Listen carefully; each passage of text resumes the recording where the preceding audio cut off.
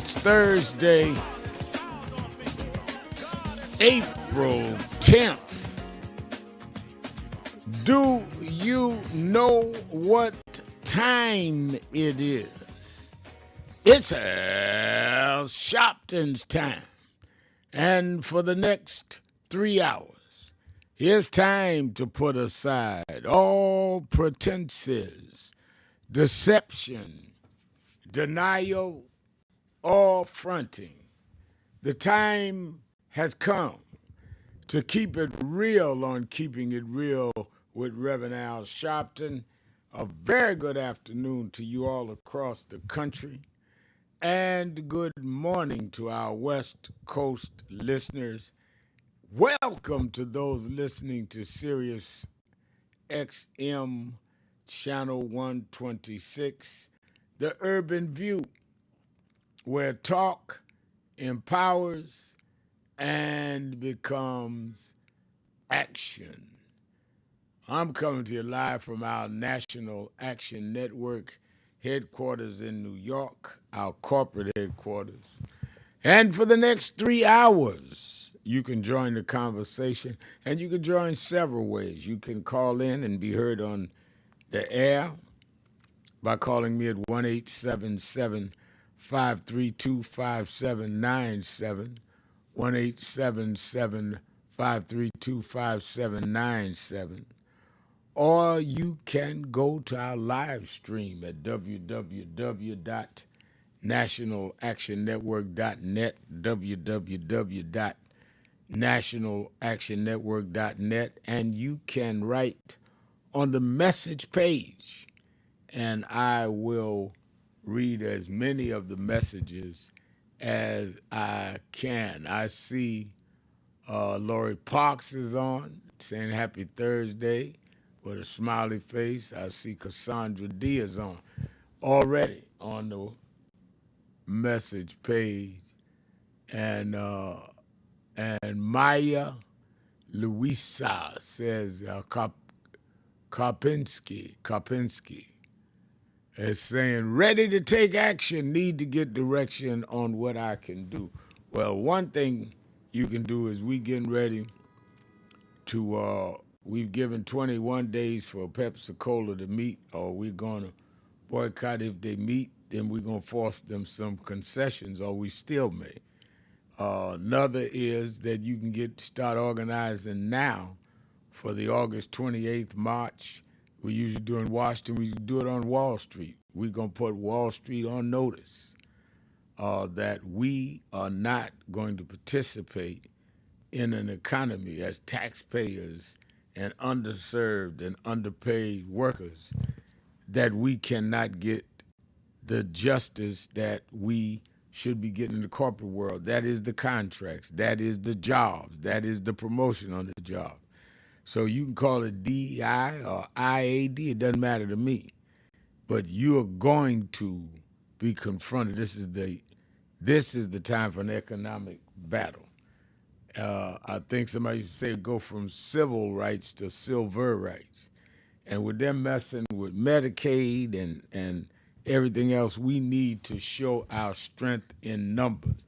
Had a great march over the weekend uh, about hands off all over the country, but I did not see a lot of us there. So we've got to stand up and have our big march on our issues and our being faced with disproportionate bias and bigotry. So we're going to start on August 28th, which is a Thursday. I want it while Wall Street's open. We're going to gather at the African Burial Ground in New York, where they first brought the slaves. Two largest ports were Wall Street, New York, Charleston, South Carolina. We're going to start there where they now made it the African Burial Grounds. We fought to get that. A lot of the African slaves that barely made it across the Atlantic was buried right there. And we're going to march from there about a mile, just a mile march, to Wall Street, where the stock market is, big traders are, and let them say, wow, thousands of them came demanding we stay with diversity, or they're going to continue boycott.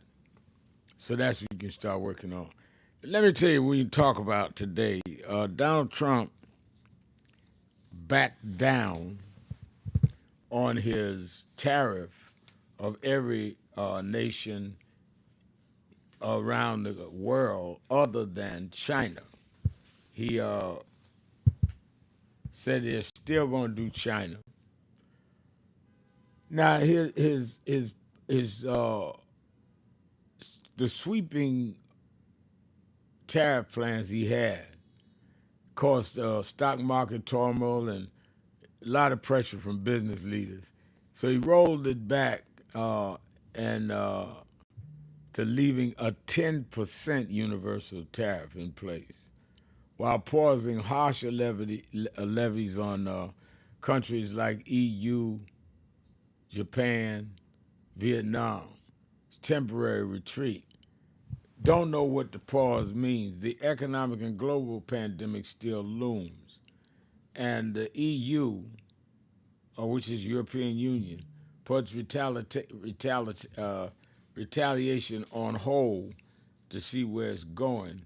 But it's clear that Trump had to back down. There was too much negative smoke coming at him, as some would say. And we see that the House votes to rein in House of Representatives, rein in federal judges amidst Trump's attack on the courts. So he's trying to change the courts, change the whole process of tariffs.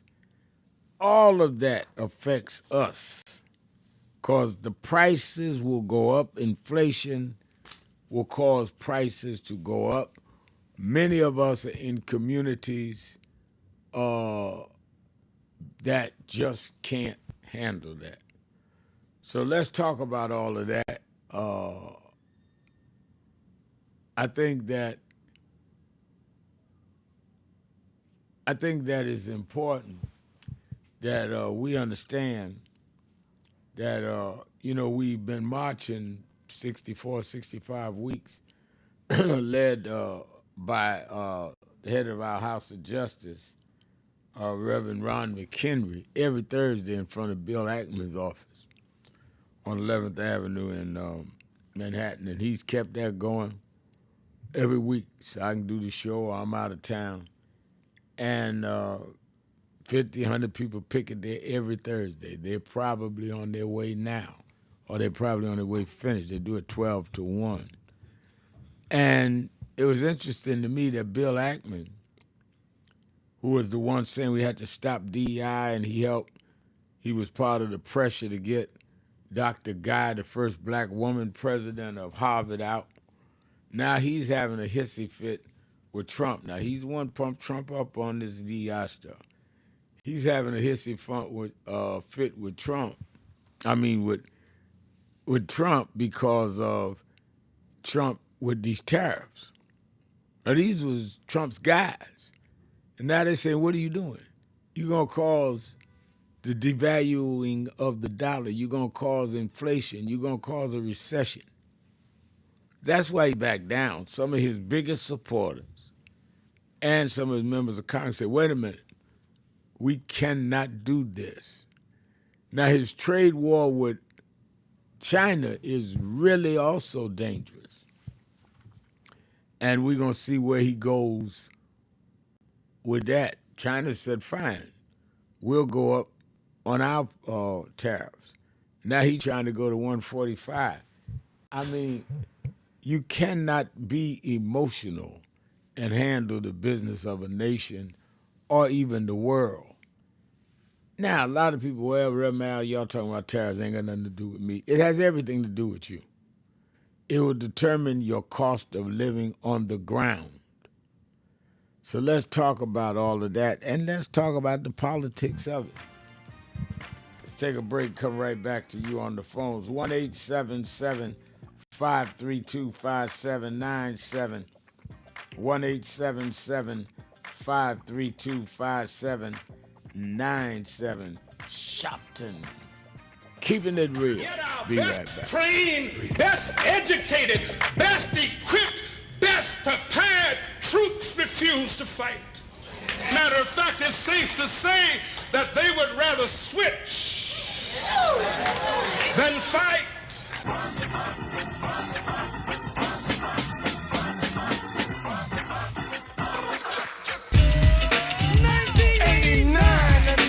Another summer.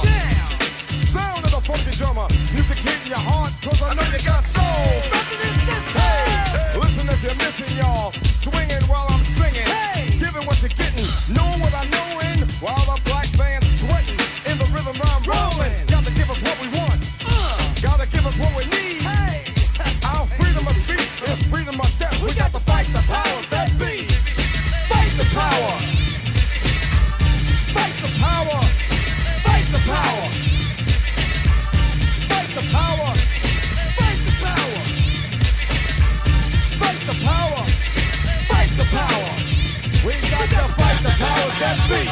As the rhythm's designed to bounce with calcium that the rhyme designed to fill your mind. Now that you realize the prize arrives, we got to pump the stuff to make it tough. From the heart, it's a start, a work of art to revolutionize, make a change, something strange. People, we are the same. No, we're not the same, cause we don't know the game. What we need is a way. So who is Al Sharpton anyway? Who is this 33-year-old preacher without a church? A number of black New Yorkers as well. He is little more than a pudgy exhibitionist who can be counted on to show up, bullhorn in hand, at every racial incident.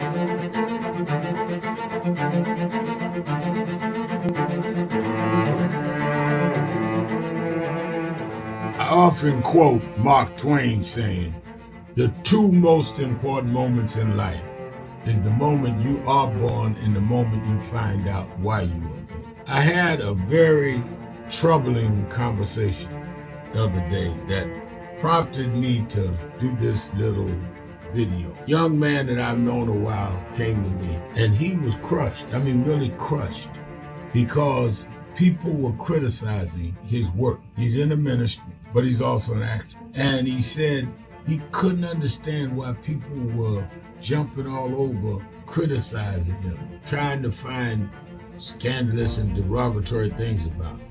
And I told him, I said, you know, you're very young. You don't know the road I've traveled.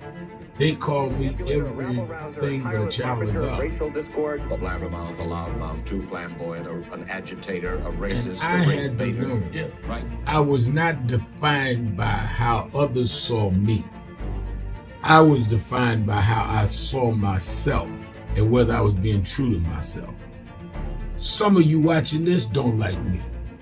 And it doesn't matter as long as I know what I'm doing. And I like me for being real. So I'm doing this video to say to you, whoever you are and whatever you do, you may not be in ministry or social justice, none of this stuff, but don't live your life worried about opposition or people that don't like you. You can turn that around. Use me as an example. The same people that called me a scam artist, a con artist, a sellout, or racial hustler and all, I kept going. And the people I respected started respecting and publicly embracing my work. When Coretta Scott King, the widow of Dr. Martin Luther King Jr., had this to say about Al Sharpton. A leader who has protested injustice with a passionate, unrelenting commitment to nonviolent action in the spirit and tradition of Martin Luther King Jr. And I am talking about your leader, our leader, the Reverend Al Sharpton. The other thing that hasn't changed is the National Action Network's commitment to fight injustice and inequality here in New York City and across America. And that's not only a testament to Reverend Sharpton, it's a testament to all of you who are here tonight. First and foremost, to Reverend Sharpton.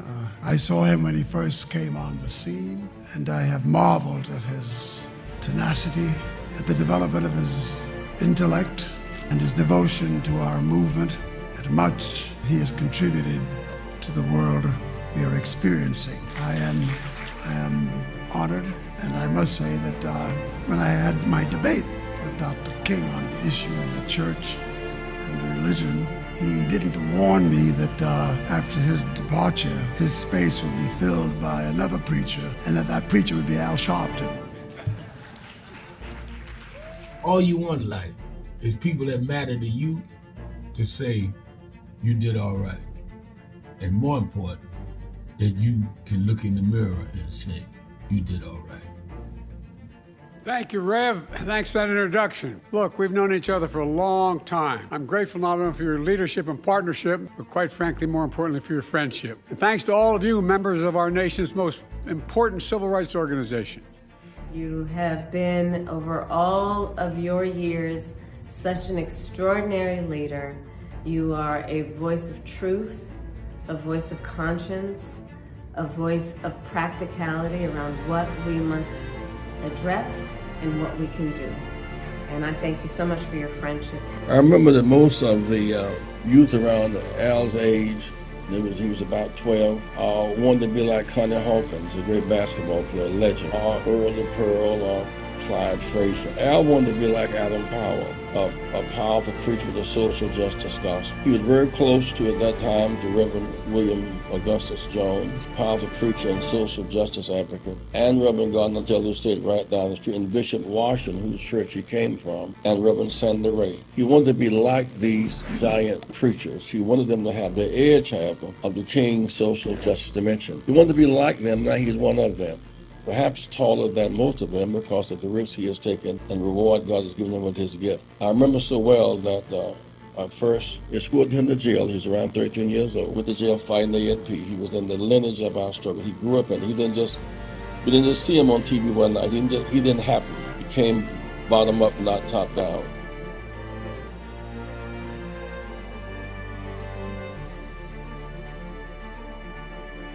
Thank you for joining us for Weekdays Live with Reverend Al Sharpton. Take the time to share this broadcast right now. Tell your friends it's time to keep it real with Reverend Al. Comment your questions now in the chat or call Reverend Al Sharpton directly on air at 877-532-5797. Now stay tuned for Reverend Al. This is Reverend Al Sharpton. As you watch the broadcast, support National Action Network. Go to www.nationalactionnetwork.net and be involved. You can join, take your membership right online, www.nationalactionnetwork.net. Getting ready to start the program, but we need you to be part of the movement.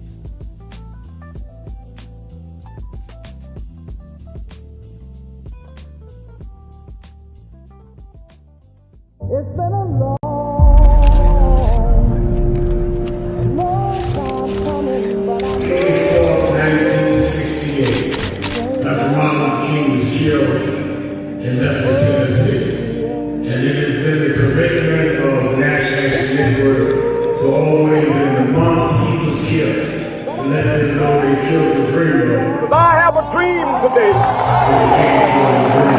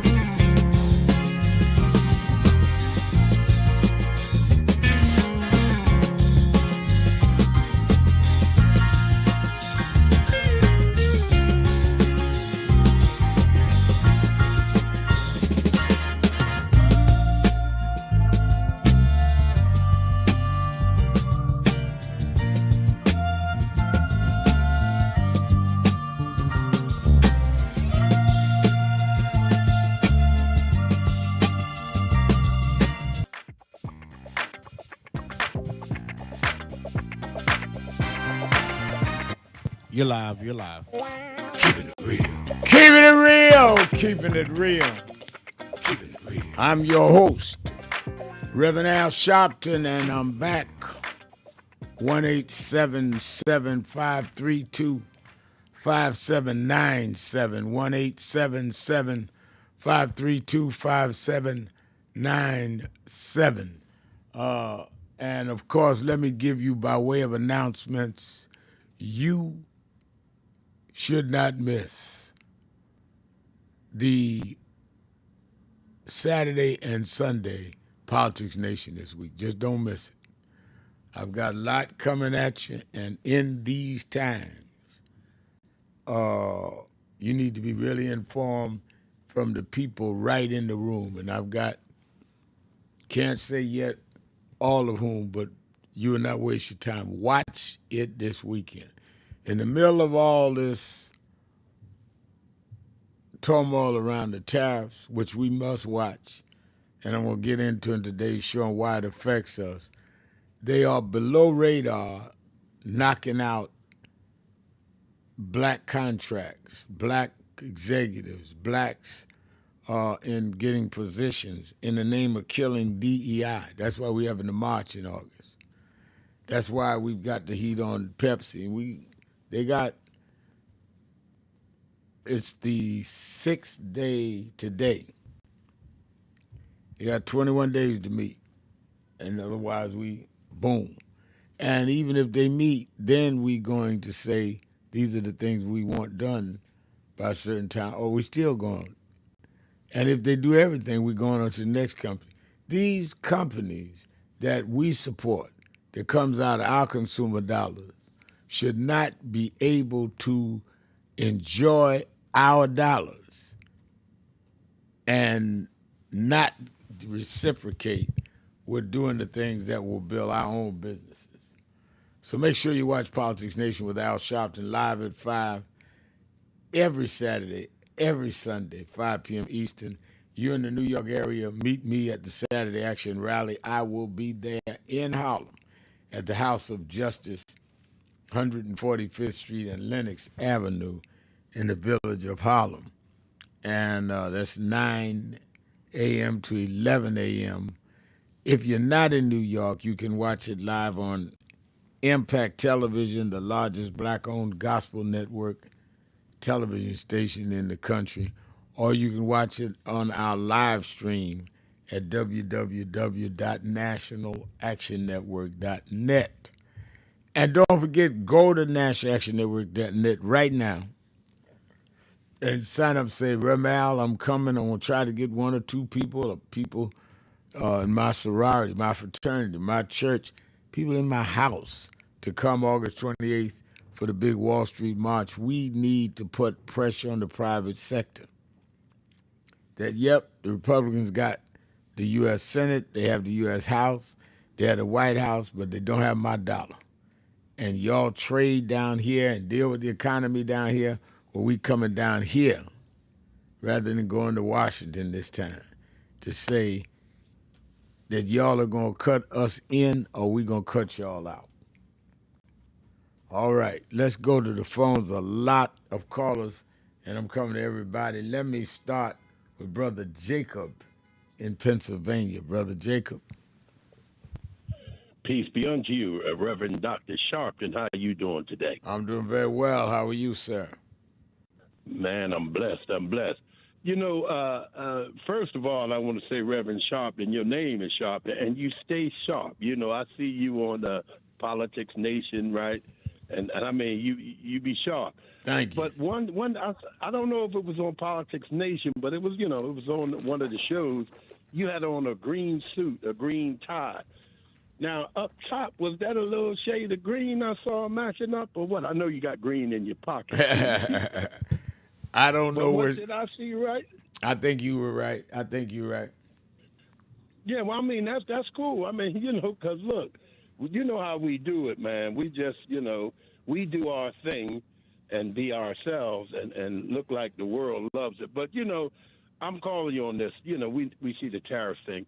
But we know the truth be that President Biden's economy that he handed to Donald J. Trump was what the world was saying, right? Was like the envy of the world. I mean, you know, everything, the economy looked good, everything was rolling, everything was looking up, right? But still, Donald Trump gets on there and says that, you know, that what President Biden gave him, the economy was tore up, right? But we see this guy just discards the truth. Like Trump would say, everybody knows that the economy, all the economists said it, right? It was all in magazines and everything, right? So my thing, I say what the guy, somebody said during the McCarthy trials back then, have you no decency? I mean, how can you get in front of your supporters and just tell outright lies? Do you know that they're not going to fact check you? Or if they do, they don't even care? And to the people who support him, like my white evangelical brothers and sisters, you know, they know the book said blind can't lead the blind unless both of them fall in the pit. You know, we see his whole second term so far is just tore up from the floor up. My question to you, Dr. Reverend, if you was invited to one of the pulpits of, say, the white evangelicals as a man of the cloth, what would you tell them right quick, or would you have to sit down and really think about some stuff to tell them? No, I wouldn't have to think about it at all. I would tell them that there's nowhere in the Bible that they claim to believe in that God is not on the side of the oppressed, the poor, the indigent, the stranger, in terms of immigration, and that they are supporting policies that are antithetical to what religion they claim to be practicing. I would tell them that without even thinking about it, because that's just easy facts. Yes, and you know, as a Muslim, I still read the Quran. We're encouraged to read the books of God, books of God, right? Right. In Isaiah, man, I ran across Isaiah 56, like through 57. And it said all of the things that what they're doing in the name of God, wrong, Trump, but claiming the name of God. Yep. And it's right there in the letter of the book. So, every pharaoh and ruler in the Bible that people were called to go up against, whether it was from Moses and Pharaoh to David and dealing with Goliath, and then Saul, all the way through Nebuchadnezzar, Shadrach, Meshach, and Abednego, Belshazzar, even Jesus dealing with that. All of them dealt with rulers that you hit a good point, Brother Jacob, who had their own spiritual advisors, their own high priests that were condoning what they were doing. Don't forget, the high priest was always on the side of the Pharaoh. So when we look at these white conservative evangelicals, they are like those high priests in the Bible that blessed unrighteousness, that blessed wickedness, that gave these people a pass. They like to surround themselves with people that tell them that what they're doing is right when they know it's wrong. Well, Reverend Al, I'm just glad to see that you are a 5-star general in the army of the Lord, right? And on the ground fighting wickedness and just corruption that's warring against wickedness in the high places. It's somewhere in the scripture where it says we be warring against principalities, right? And wickedness. Revelation. And Ephesians, you're right. Wickedness. Yes. And notice now, Brother Jacob, it said wickedness in high places. See, we like to fight wickedness. The guy up the block ain't right, or the guy at the bar in the corner ain't right. No, wickedness in high places. That's what you got to deal with. You quoted it right. Thank you for your call. And I think we need to talk more about the hypocrisy of these people in not only Christianity, in Islam, and in Judaism. They're not going by their scripture. You don't have to go by the scriptures I believe in. Go by what you claim you believe in, because it condemns you in your own scriptures. You're hiding behind a word. You're not executing and living by the word. Take a break, be right back. Keeping it real. Sharpton, be right back.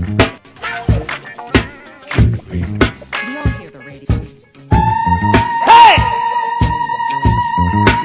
You got to pay back. Revenge.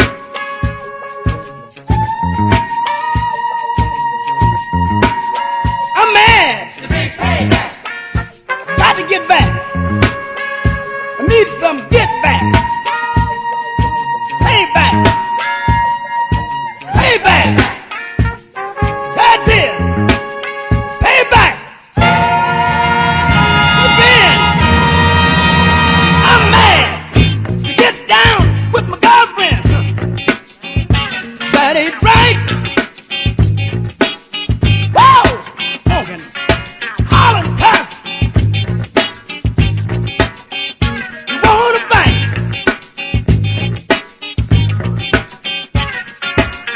Payback is a thing you got to see. Hell, never do any damn thing to me.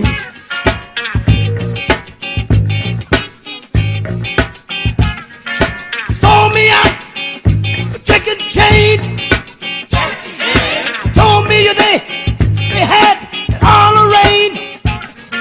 They had me down, and that's the bank. But now you're punk.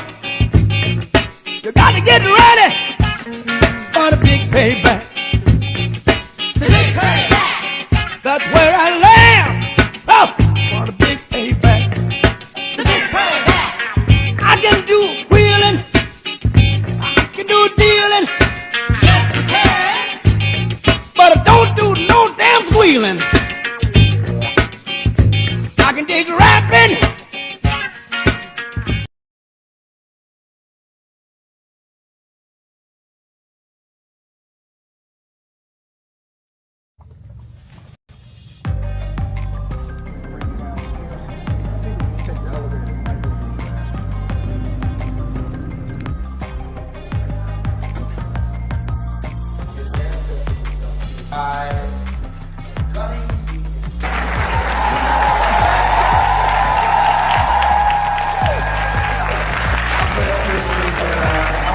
I was going to bring you on. Now we're ready for the sermon. Welcome, Reverend Al Sharpton. I think it's clear where we are. The real question is what we're going to do about it. The only question is whether we going to get up and do what we supposed to do.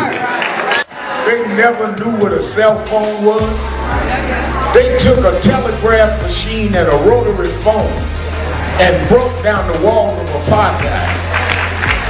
And we're sitting here with Instagram and Facebook and TikTok and 2 cell phones in your pocketbook talking about what we gonna do.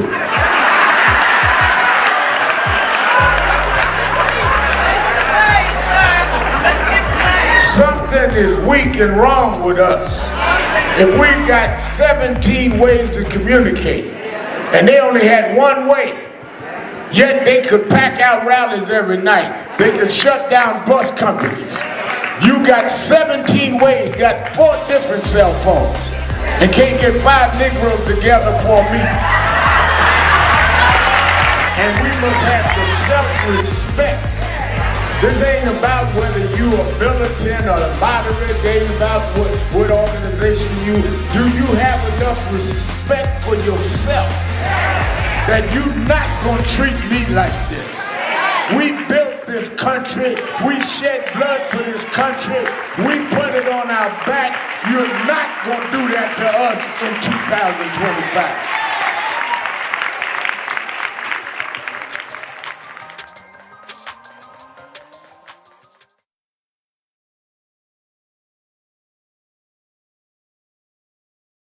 No justice. No justice.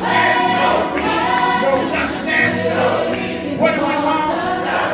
What do we want? We are the sons and the daughters. We gotta stand up and make it loud.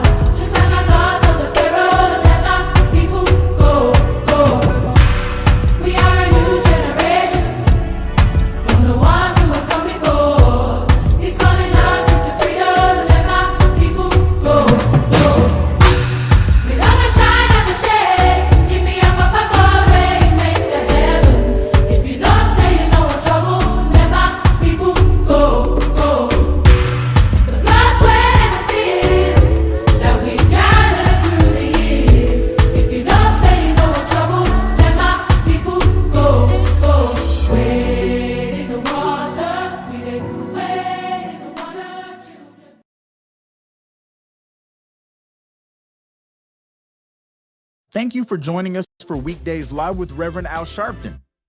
Take the time to share this broadcast right now. Tell your friends it's time to keep it real with Reverend Al. Comment your questions now in the chat or call Reverend Al Sharpton directly on air at 877-532-5797. Now stay tuned for Reverend Al. This is Reverend Al Sharpton. As you watch the broadcast, support National Action Network. Go to www.nationalactionnetwork.net and be involved.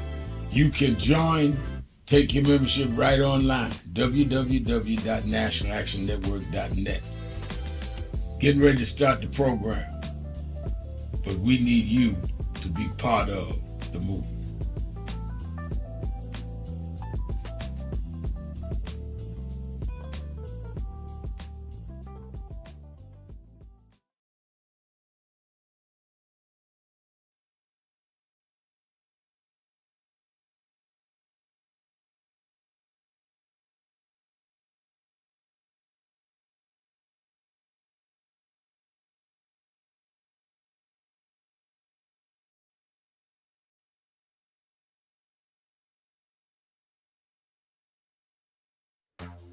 And I want to be clear, loving your country doesn't mean lying about its history.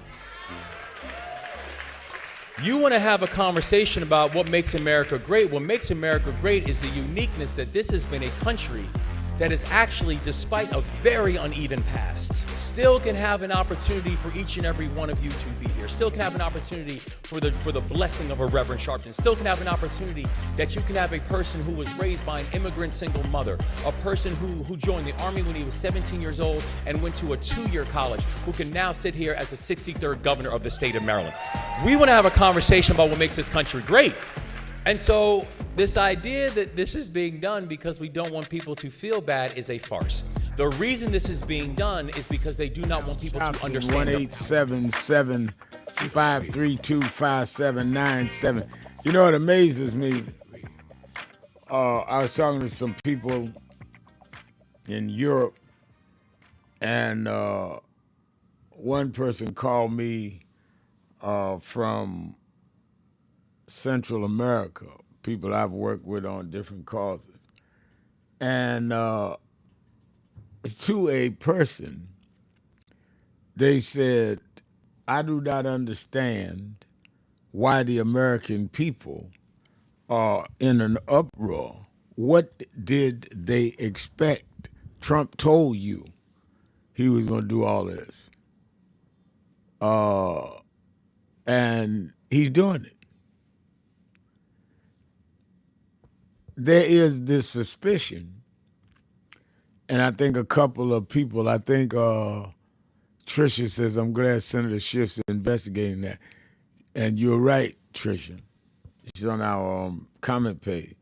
There's some that are saying he's played with the stock market in terms of the tariffs, doing what would amount to, some are saying in another act would be amount to inside trading, because stocks go up, stocks go down, you buy them, make a big profit, and they're wondering if a lot of this design is not benefiting people with stocks, with going up and down, buy cheap, sell high. It's all kind of stuff that are being inferred here. Very interesting. But I agree with the people I talk to abroad. What do we expect? He told us who he was.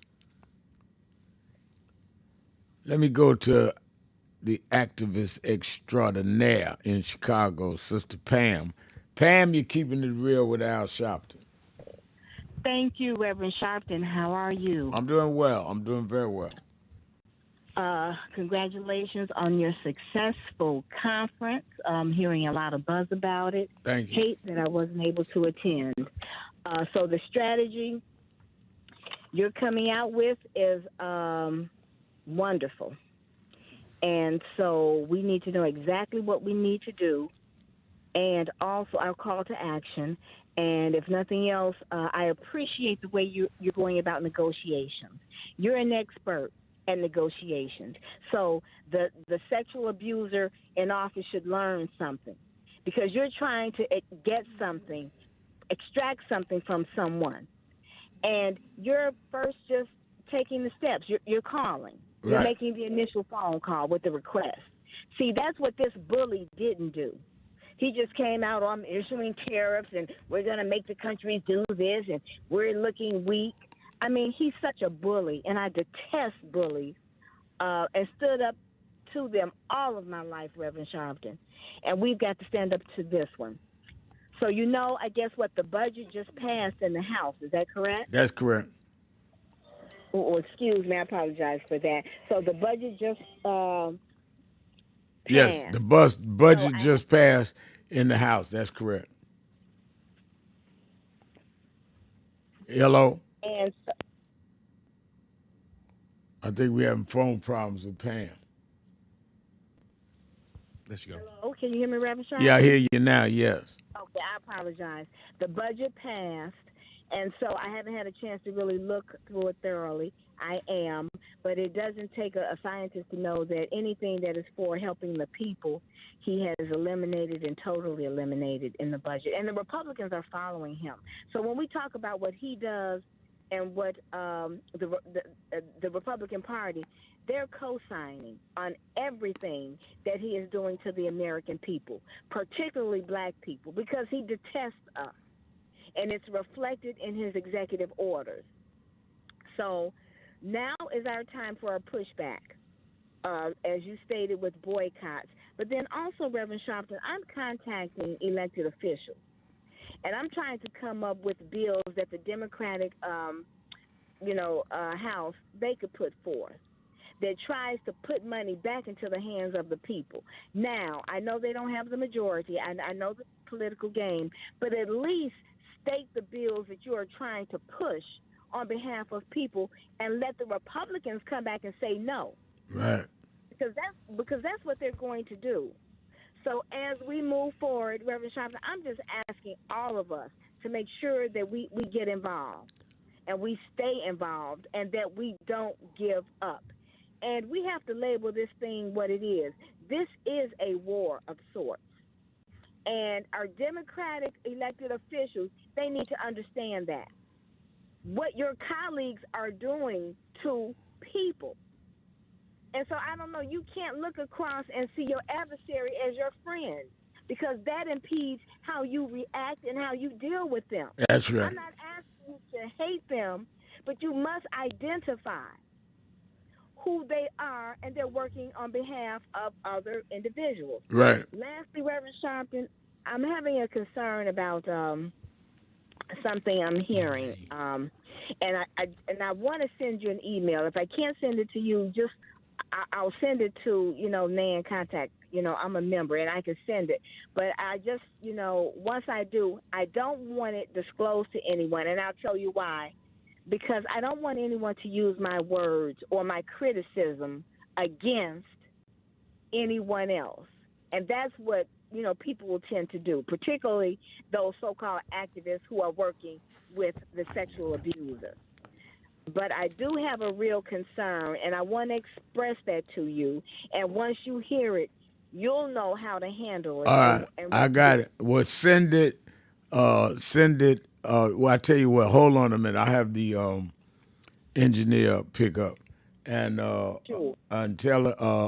tell her how to send it to me through Nan. Though to me, I will get it.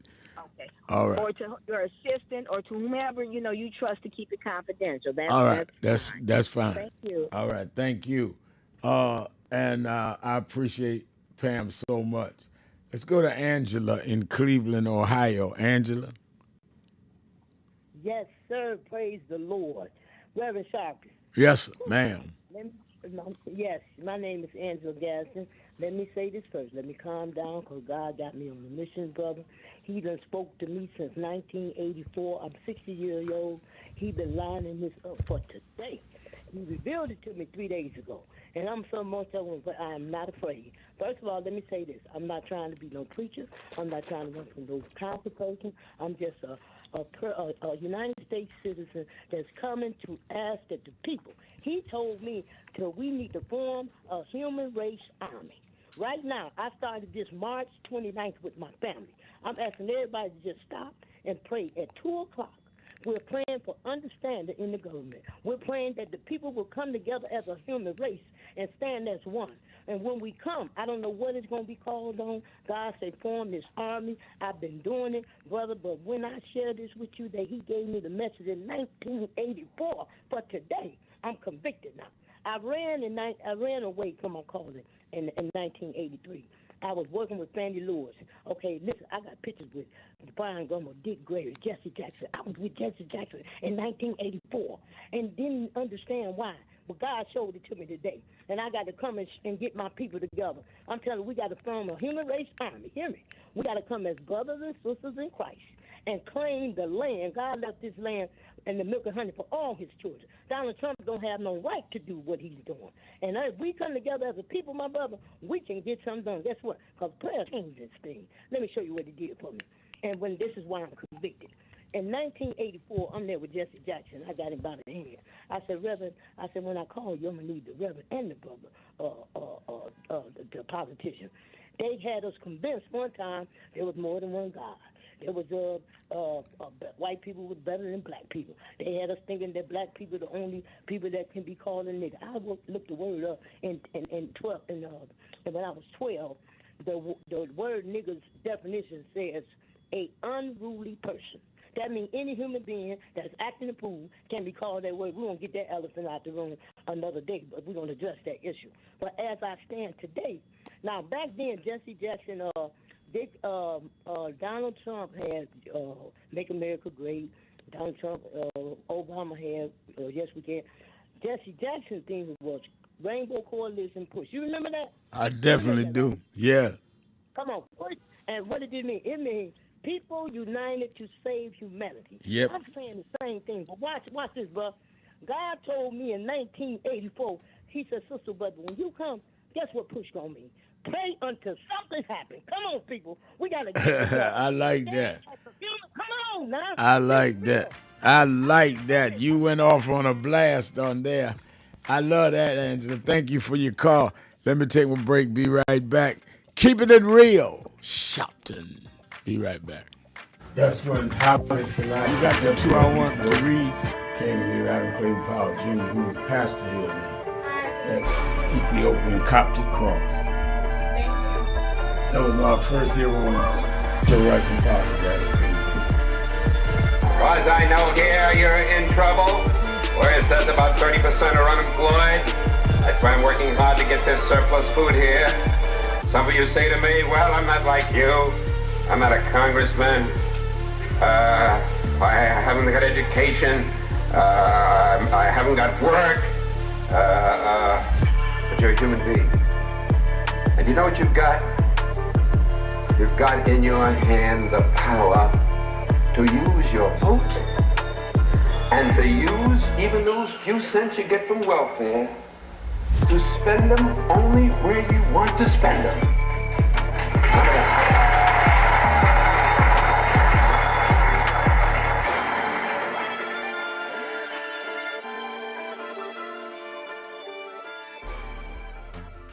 And I want to be clear, loving your country doesn't mean lying about its history. You want to have a conversation about what makes America great. What makes America great is the uniqueness that this has been a country that is actually, despite a very uneven past, still can have an opportunity for each and every one of you to be here. Still can have an opportunity for the blessing of a Reverend Sharpton. Still can have an opportunity that you can have a person who was raised by an immigrant single mother, a person who joined the Army when he was 17 years old and went to a 2-year college, who can now sit here as the 63rd governor of the state of Maryland. We want to have a conversation about what makes this country great. And so this idea that this is being done because we don't want people to feel bad is a farce. The reason this is being done is because they do not want people to understand their power. Because when you understand your history, you understand that nothing is impossible. And you cannot minimize me because I know where I've come from. And I know who I've come from. You cannot tell me to sit in my place when I know my place is on a higher hill. And so this assault has nothing to do with making people feel comfortable. It's about making them feel uncomfortable, because understanding the true history, it matters.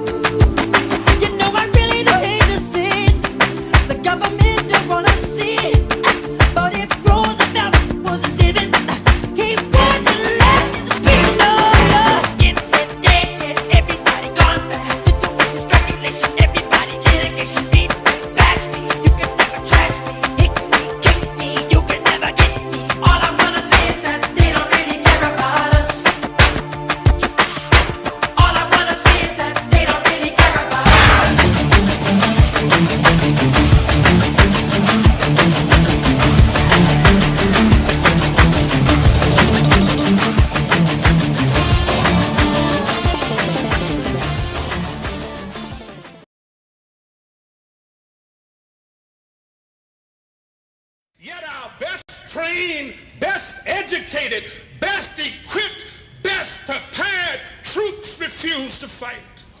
Matter of fact, it's safe to say that they would rather switch than fight.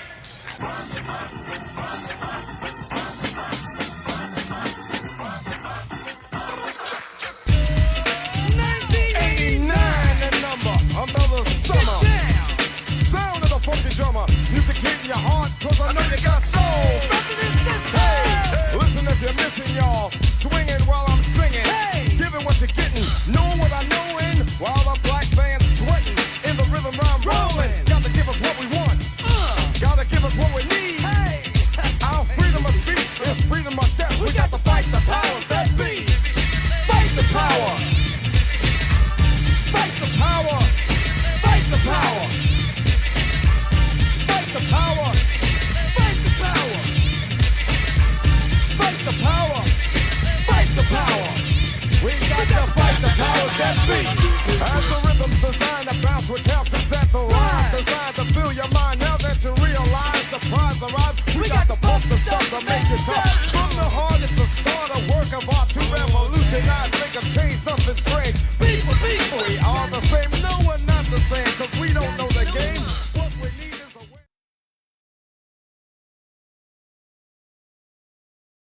It's been a long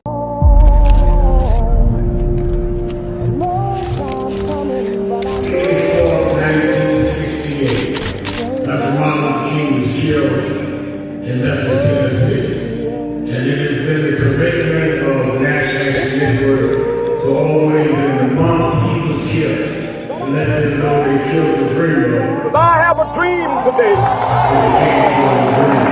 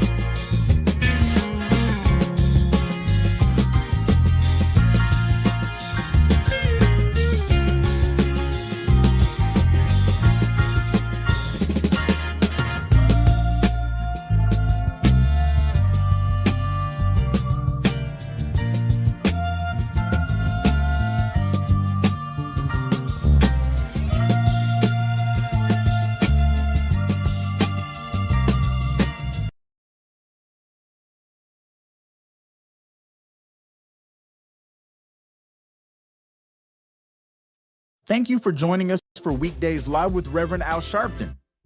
Take the time to share this broadcast right now. Tell your friends it's time to keep it real with Reverend Al.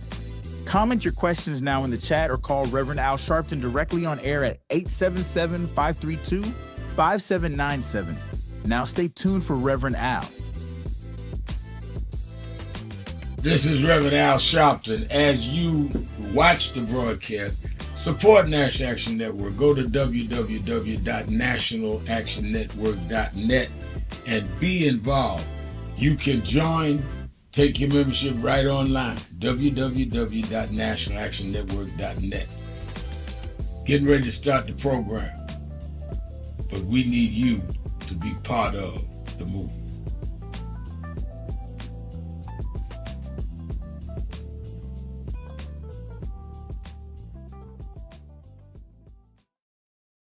No justice, no justice, no justice. What do we want? What do we want? We are the sons and the daughters. We gotta stand up and make it loud. Just like our God told the Pharaoh, let my people go, go. We are a new generation from the ones who have come before. He's calling us into freedom. Let my people go, go. We gonna shine and shade. Give me a papa glory, make the heavens. If you don't say you know what trouble, let my people go, go. The blood, sweat, and the tears that we gathered through the years. If you don't say you know what trouble, let my people go, go. Wade in the water, we did wade in the water, children.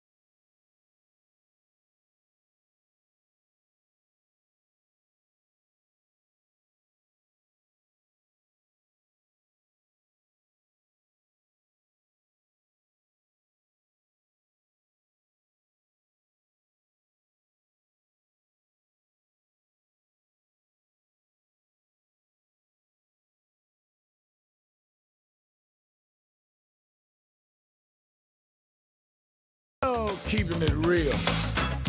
I am your host, Reverend Al Sharpton, and we are back. 1-877-532-5797. 1-877-532-5797.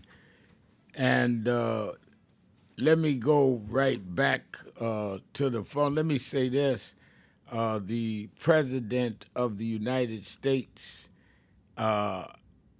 must face defamation lawsuit over his statements about the wrongful convicted Central Park 5 defendants.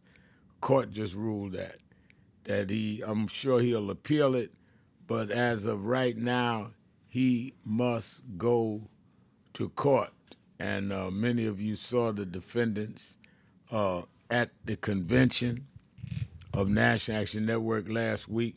One is now Councilman Yusef Salaam. The other's an activist, and Kerry Weiss. Kerry Weiss is at the Saturday rallies every Saturday. So the court ruled he cannot dismiss the defamation suit. Very interesting. And I'm sure he'll appeal it. I hope it sticks. And he'll have to continue to deal with that.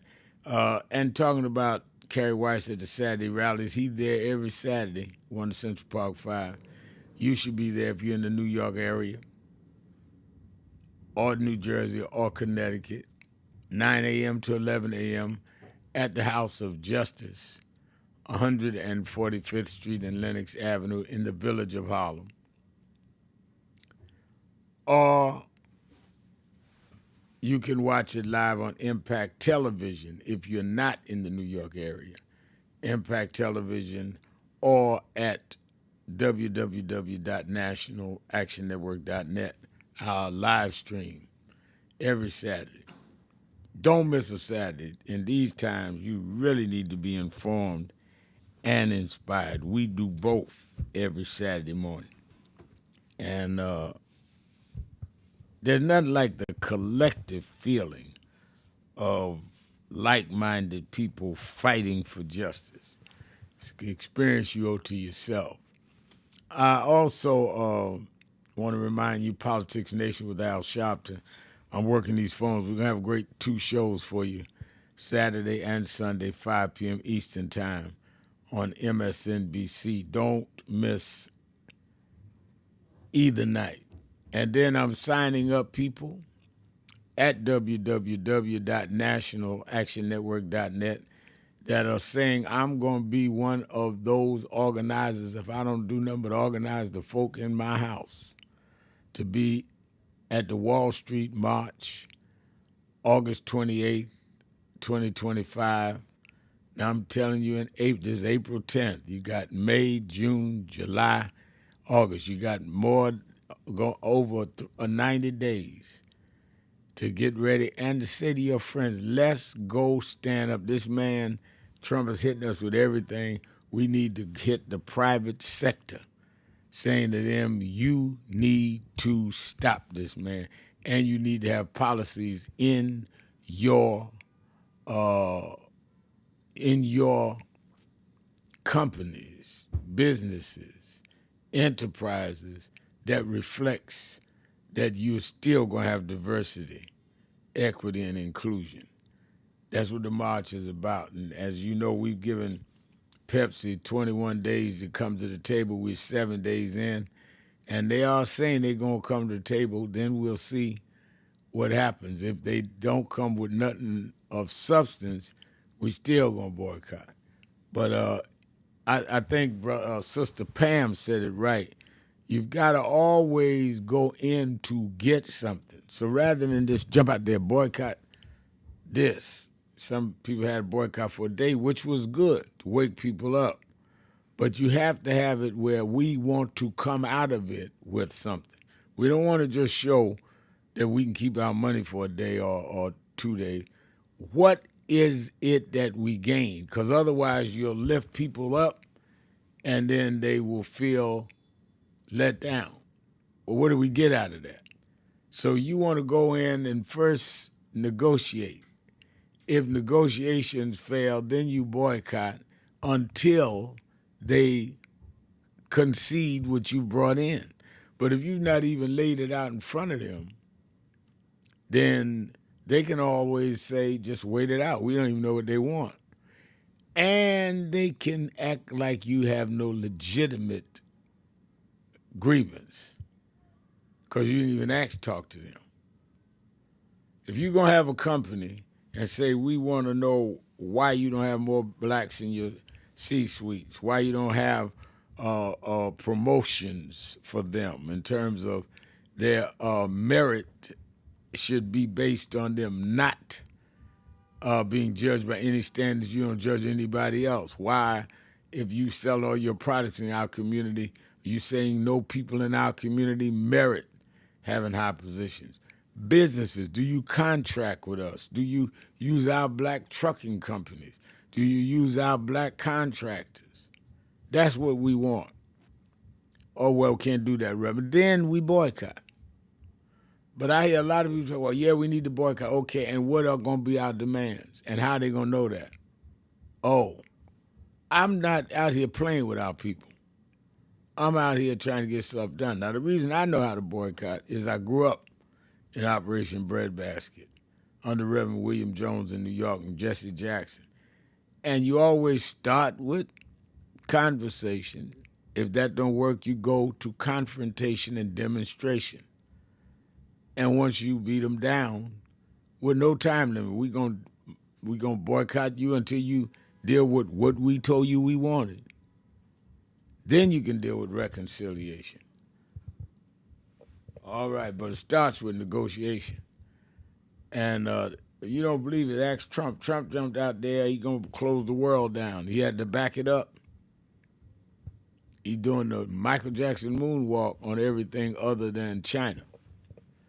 Because the stock market started falling.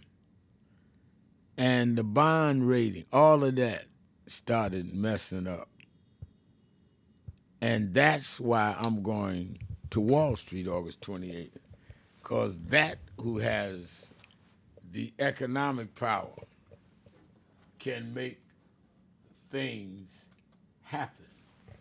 And we need to put the pressure on them. Well, man, why ain't they put some pressure on them? Because we've not put any pressure on them. Let me read a couple of our comments. Elaine Collins Richardson writes, 20% of Trump's supporters revealed in a poll that it was a mistake to end slavery. These people are okay with owning other people. Wow. Now, I've heard about this poll. I need to get that poll. Interesting. Interesting to me that people saying it outright with no fear of retribution. All right, I read Elaine's comment. I want to read Ayatunde Gary. Good afternoon, Reverend Al. I do agree that this man has played with the market because he's inherently a criminal. But breaking news, the Dow has plunged again. I know the Dow has plunged, and I'm saying that there are some that's saying he's playing with the market. I don't know if anyone has evidence of that, but they're certainly saying that. Let me go to Rick in Germany. Rick, you're keeping it real with Al Sharpton. Good day, Reverend Sharpton. Good day. You know, I came on with your call screener, and I told him I wanted to do a personal short story, but your callers ahead of me have set the table, and I just want to say that it is imperative that young black people take care of their health and prepare for the 2028 presidential election. That's all I have to say, brother. All right. Thank you for your call. Let's go to Ozzy in Cincinnati, Ohio. Ozzy. Yes, good day, Bishop. Hope you and the listening audience is doing well. Good day to right. you. The President of these United States did send out a message over his X or whatever he has, telling his people now is the time to grab a certain stock, I believe. And those who did profited, but it wasn't for the working class. Well, the Dow is down almost 3% today with all this going back and forth. He has really caused, I would say, volatility might be too calm a word. This is the third or fourth straight day. Let us not forget what happened during the Great Recession. The wealthy increased their wealth by 300% in the worst time in most of our lifetime. That's right. So they're increasing their wealth at this time while we're suffering. But I just want to say that if you want to make America great, you can't make it great without finding all of these missing young women of color. You can't make America great without testing all of these rape kits that have never been tested. This country will never be great. And lastly, I heard something yesterday. I read something where it said the difference between a Democrat and a Republican, the Democrats will help 100 to make sure a few are fed. The Republicans won't help none of them because there might be one that doesn't deserve it. Thank you, Bishop. Wow, that's an interesting comment. That quote, wow. Let's take a break. Be right back. Keeping it real, keeping it real, keeping it real. Sharpton. Be right back.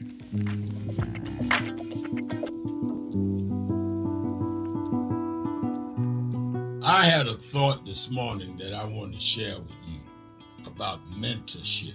I am able to do a lot of what I do because I had great mentors. But there are correct ways and incorrect ways to mentor people, in my opinion.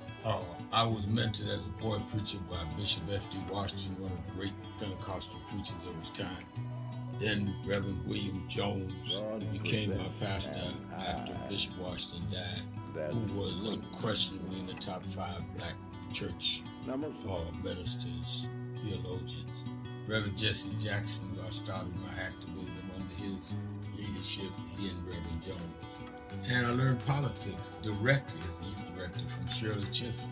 So even though I didn't finish college, I had the most unique education in the world from being exposed to giants. But the one thing I learned is as I grew older and people started coming younger than me and wanted me to teach and mentor them, the magic of the mentors I had is they did not want me to be their clone. They wanted me to learn things from them and use my own gifts and talent in my own unique way and let me do things on my own, because they knew that if I flopped in some things, it would teach me for the other things. They'll come and help me once I was down, but they were not going to have me avoid being down. And they were not going to impose themselves on me. Why am I saying that? Because too many mentors want clones, and too many mentees want their mentors to put them on a pedestal. Oh, so-and-so didn't do this for me. Oh, so-and-so didn't open doors for me. If they got to open doors for you, it may mean that they knew you weren't ready to go through those doors. Their job is to prepare you. Your job is to develop your own skills, your own unique ways. And I don't care if it's my daughters, who both have come into their own, or anyone else. I'm not a talent agent. I did not form National Action Network to give people their step up. I formed it to fight for justice for everybody. If talented people get in, it's my job to invest and give them a platform. It's their job to get on the platform and perform and show their ability. Sitting with me today in the office as I talk about is one of my mentees, Reverend Stephen Marshall. Now, Stephen, you just came around us when you were how old? 11 years old. 11 years old. You just turned 40 and now you're called to the ministry? Yes, sir. And what do you do in National Action Network? I formulate policies, lead in various regions, but most importantly, I senior advisor to you on all things from social justice strategies, politics, intergovernmental affairs, you name it, community organizing, all of that stuff. And I could go through scores of others. My daughter started Huddle. They got Huddles now, which is for young people to meet once a week all over the country. I just saw the video from the Las Vegas National Action Network chapter. Now, when you decided to preach, did I ever tell you to become a preacher? Not one time. Who called you to preach? The Lord. All right. And did I say go to this school or that school? No, sir. Did I open this door, that door? Did I tell you be ready when the doors open? Always be ready and prepared. And that's what I'm saying. Get you some young people than you that you can help along the way. But don't be their talent agent. Their talent must speak for themselves. And anybody that grumbles with you about so-and-so didn't do something for them, maybe it's because they didn't feel you were ready, or that they felt if they did it, you wouldn't do it on your own. But we all don't live forever. I want the next generation to speak of me, of National Action Network, and others, the way I speak of Reverend Jones and Bishop Washington and Shirley Chisholm and Reverend Jackson. But I just don't want young people to feel that somebody ought to give them the reins of leadership or give them the reins of business or whatever it is you're in. You need to learn from their journey, get the pearls of wisdom from them, but don't have them do for you, because then it means you can't do it for yourself.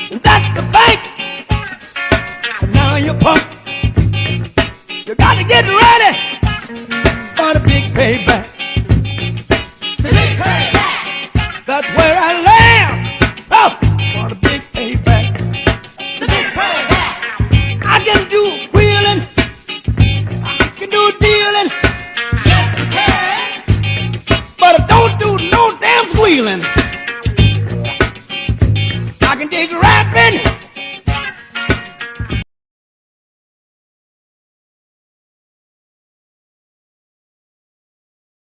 It's been a long time coming, but I know 1968, Dr. Martin Luther King was killed in Memphis, Tennessee. And it has been the commitment of National Action Network to always, in the month he was killed, to let them know they killed the dreamer. I have a dream today. When they came for the dream.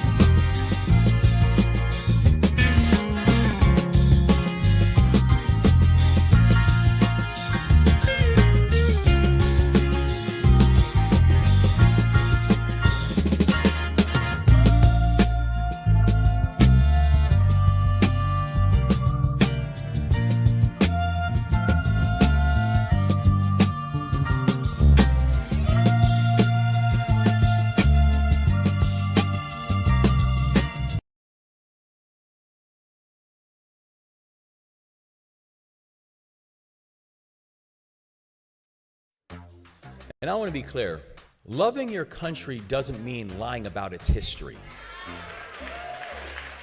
You want to have a conversation about what makes America great. What makes America great is the uniqueness that this has been a country that is actually, despite a very uneven past, still can have an opportunity for each and every one of you to be here. Still can have an opportunity for the blessing of a Reverend Sharpton. Still can have an opportunity that you can have a person who was raised by an immigrant single mother, a person who joined the Army when he was 17 years old and went to a 2-year college, who can now sit here as the 63rd governor of the state of Maryland.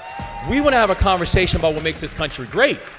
And so this idea that this is being done because we don't want people to feel bad is a farce. The reason this is being done is because they do not want people to understand their power. Because when you understand your history, you understand that nothing is impossible. And you cannot minimize me because I know where I've come from. And I know who I've come from. You cannot tell me to sit in my place when I know my place is on a higher hill. And so this assault has nothing to do with making people feel comfortable. It's about making them feel uncomfortable, because understanding the true history, it matters.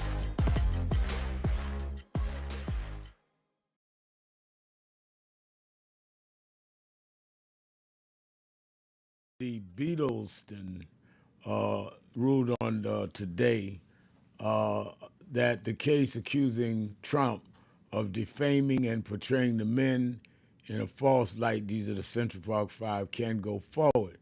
The case is one of his last remaining fights. The lead attorney for the young men said they were gratified, and at the same time, Beatlestone, the judge, did dismiss a claim of accusing the president of intentionally causing emotional distress. Now, I'm sure he will appeal it, but as of right now, he still has to face trial for the defaming of the Central Park Five, according to the lawsuit. On our comments page at nationalactionnetwork.net, O.G. Kelly found it for me. He said it is Time magazine that found that nearly 20% of Trump supporters did not approve of freeing the slaves. This was an article in January of 2016. Thank you, O.G. Kelly, because I always, when we cite a poll, I like to cite whose poll it is. Well, a lot is going on with the tariffs back and forth. The Dow is still down despite all of this back and forward. He backs off some of the major, he being Trump, the major tariff targets, not China, but the Dow's still going down. It's volatile. What does that have to do with you? What does it have to do with me? I hear a lot of commentators say, what does it have to do with Main Street? Well, I say, what does it have to do with Martin Luther King Boulevard? Because every city got one, and that's usually in our neighborhood. So it's time to go and bring in the wonk queen of this show, who can break this down and explain it to us, and let's have a discussion. What does the tariffs have to do with us? And that, of course, is the CEO of the Protestant Welfare Agencies in New York, Vice Chairman of the National Board of the National Action Network, Attorney Jennifer Jones Austin. How you doing, Jenny? Doing well. I'm doing well, and I'm glad to be with you all this afternoon. Doing pretty good, all things considered. Yeah, I'm glad to have you. Let's start with, I'm in Philadelphia on Girard Avenue. I'm in Atlanta, Georgia, West Atlanta. I'm in South Side Chicago or West Side. I'm in Bed-Stuy or Harlem, New York. Why should I be concerned or paying attention at all to these tariffs? In short, because so much of what you use on a daily basis to just kind of make it through your day is like a product that was either created in another country or the materials used to create that product were created in another country. And so when we impose tariffs on other countries, what we're essentially doing is imposing taxes, higher taxes. So what happens to a country when they have to pay a higher tax? Then it gets passed on to the person, the company, the person consuming that product. Think about it this way. If right now the great majority of iPhones, many people use iPhones, the great majority of iPhones are made in China. Let's say the iPhone 15, the iPhone 16 right now is costing $1,500. Right. If you don't have an upgrade, you can't trade it in. You don't have an upgrade. It costs $1,500. They were estimating 2 weeks ago before Trump increased tariffs on China to 124%, when the tariffs were projected to be about 54%. That cost, the increase, like that tax, if you will, because a tariff is like a tax, was going to be passed on to the consumer. And that iPhone 15, 16 at about $1,500 could jump to as high as $2,300. Wow. So think about that. That was before he took it to 124%.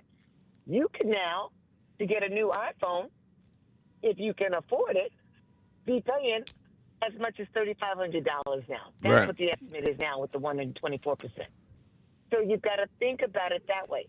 A lot of our electronic goods, our computers, maybe you use an iPad, the computer chips that go in your washing machine, your drying machine, the computer chips that may be in your car, manufactured, a lot of them, in China. I just keep on using China as an example. So when the car manufacturer goes to make that new car and you go to buy it, or the car breaks down, you need a new computer chip. If now the tax is higher on that computer chip, you don't think that the car manufacturer is going to absorb that cost, do you? They're going to pass it on to the person buying the computer, the person buying the car, the person buying the washing machine. So your costs are going to go up dramatically. A lot of our clothing gets manufactured in China. So, let's say them Levi jeans that maybe you pay in right now $30, $40, maybe $60 for. You could see that go up to $80, $90, $120. That's what happens when tariffs go up so significantly.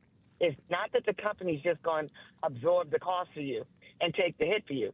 They're going to pass it on to the consumer.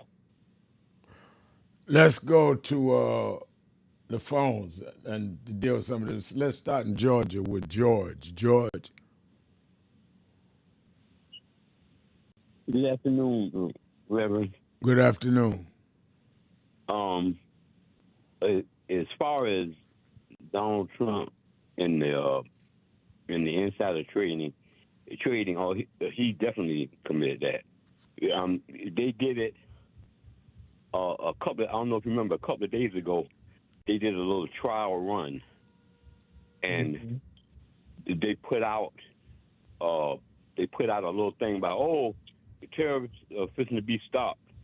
This is 2 or 3 days ago. I ain't even talking about yesterday. I'm talking about 3 or 3 days before that, and the stock market went up like 2,000% in a spike, right quick, and then they came right back. What supposed to be the quick response team. Oh no, that's a lie, and it dropped right back down. And in that little spike, say for instance, if you're a rich guy and you had $30 million, with that one spike, I ain't talking about yesterday now. I'm talking about 3 or 4 days before that. If you had $30-40 million in stock, and you pulled out or you put in that 3 or 4 day ago spike, you probably made $100 million in one day. You see what I'm saying? So when they absolutely, they thought about it and they said, "Wow, this thing went up 1,000, almost 2,000 or 3,000 points in less than an hour." And so I know what I'm gonna do now. I'm gonna wait about 3 or 4 more days, and I'm gonna say, absolutely not. We'll never come off tariffs. We'll never change. And then 2 hours before, all of a sudden, he tells, buy so and so and so, and the thing went up 3,000 or 4,000 points.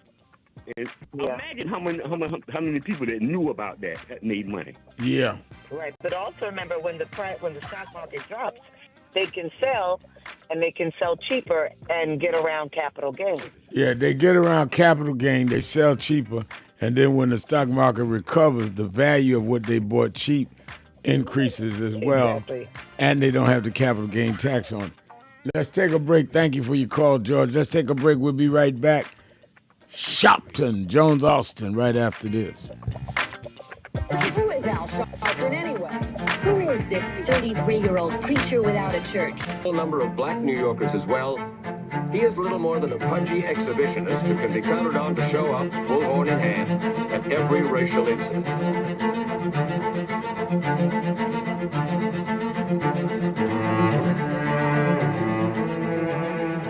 I often quote Mark Twain saying, "The 2 most important moments in life is the moment you are born and the moment you find out why you were born." I had a very troubling conversation the other day that prompted me to do this little video. Young man that I've known a while came to me, and he was crushed. I mean, really crushed, because people were criticizing his work. He's in the ministry, but he's also an actor. And he said he couldn't understand why people were jumping all over, criticizing him, trying to find scandalous and derogatory things about him. And I told him, I said, you're very young. You don't know the road I've traveled. They call me everything but a child of God. A blabbermouth, a loudmouth, too flamboyant, an agitator, a racist, I had to learn. Yeah, right. I was not defined by how others saw me. I was defined by how I saw myself and whether I was being true to myself. Some of you watching this don't like me. And it doesn't matter as long as I know what I'm doing. And I like me for being real. So I'm doing this video to say to you, whoever you are, And whatever you do, you may not be in ministry or social justice, none of the stuff, but don't live your life worried about opposition or people that don't like you. You can turn that around. Use me as an example. The same people that call me a scam artist, a con artist, a sellout, or racial hustler and all, I kept going. And the people I respected started respecting and publicly embracing my work. When Coretta Scott King, the widow of Dr. Martin Luther King Jr., had this to say about Al Sharpton. A leader who has protested injustice with a passionate, unrelenting commitment to nonviolent action in the spirit and tradition of Martin Luther King Jr. And I am talking about your leader, our leader, the Reverend Al Sharpton. The other thing that hasn't changed is the National Action Network's commitment to fight injustice and inequality here in New York City and across America. And that's not only a testament to Reverend Sharpton, it's a testament to all of you who are here tonight. First and foremost, to Reverend Sharpton. I saw him when he first came on the scene, and I have marveled at his tenacity, at the development of his intellect, and his devotion to our movement, and much he has contributed to the world we are experiencing. I am honored, and I must say that when I had my debate with Dr. King on the issue of the church and religion, he didn't warn me that after his departure, his space would be filled by another preacher, and that preacher would be Al Sharpton. All you want in life is people that matter to you to say you did all right. And more important, that you can look in the mirror and say you did all right. Thank you, Rev. Thanks for that introduction. Look, we've known each other for a long time. I'm grateful not only for your leadership and partnership, but quite frankly, more importantly, for your friendship. And thanks to all of you, members of our nation's most important civil rights organization. You have been, over all of your years, such an extraordinary leader. You are a voice of truth, a voice of conscience, a voice of practicality around what we must address and what we can do. And I thank you so much for your friendship. I remember that most of the youth around Al's age, he was about 12, wanted to be like Connie Hawkins, a great basketball player, legend, or Earl the Pearl, or Clyde Frazier. Al wanted to be like Adam Powell, a powerful preacher with a social justice gospel. He was very close to, at that time, to Reverend William Augustus Jones, powerful preacher and social justice advocate, and Reverend Gardner Taylor State right down the street, and Bishop Washington, whose church he came from, and Reverend Sandy Ray. He wanted to be like these giant preachers. He wanted them to have the edge, however, of the King's social justice dimension. He wanted to be like them. Now he's one of them. Perhaps taller than most of them because of the risks he has taken and the reward God has given him with his gift. I remember so well that I first escorted him to jail. He was around 13 years old, with the jail fighting the ANP. He was in the lineage of our struggle. He grew up in it. We didn't just see him on TV one night. He didn't happen. He came bottom up, not top down.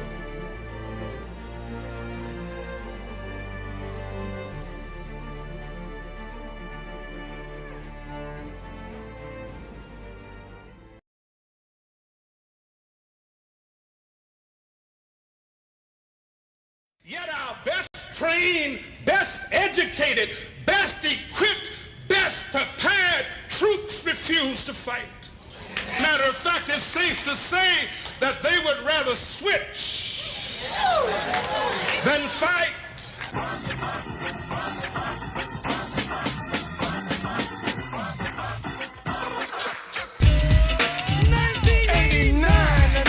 Another summer. Sound of the funky drummer. Music hitting your heart, cause I know you got soul.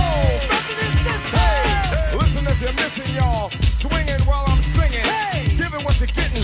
Knowing what I knowin'. While the black band's sweating. In the rhythm I'm rolling. Got to give us what we want. Gotta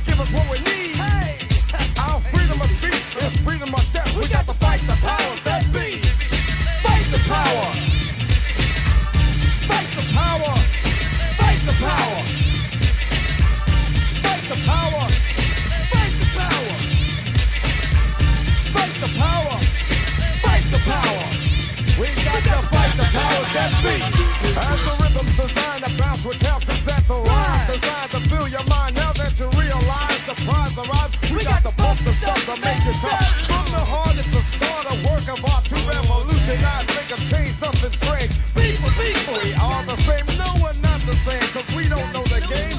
What we need is a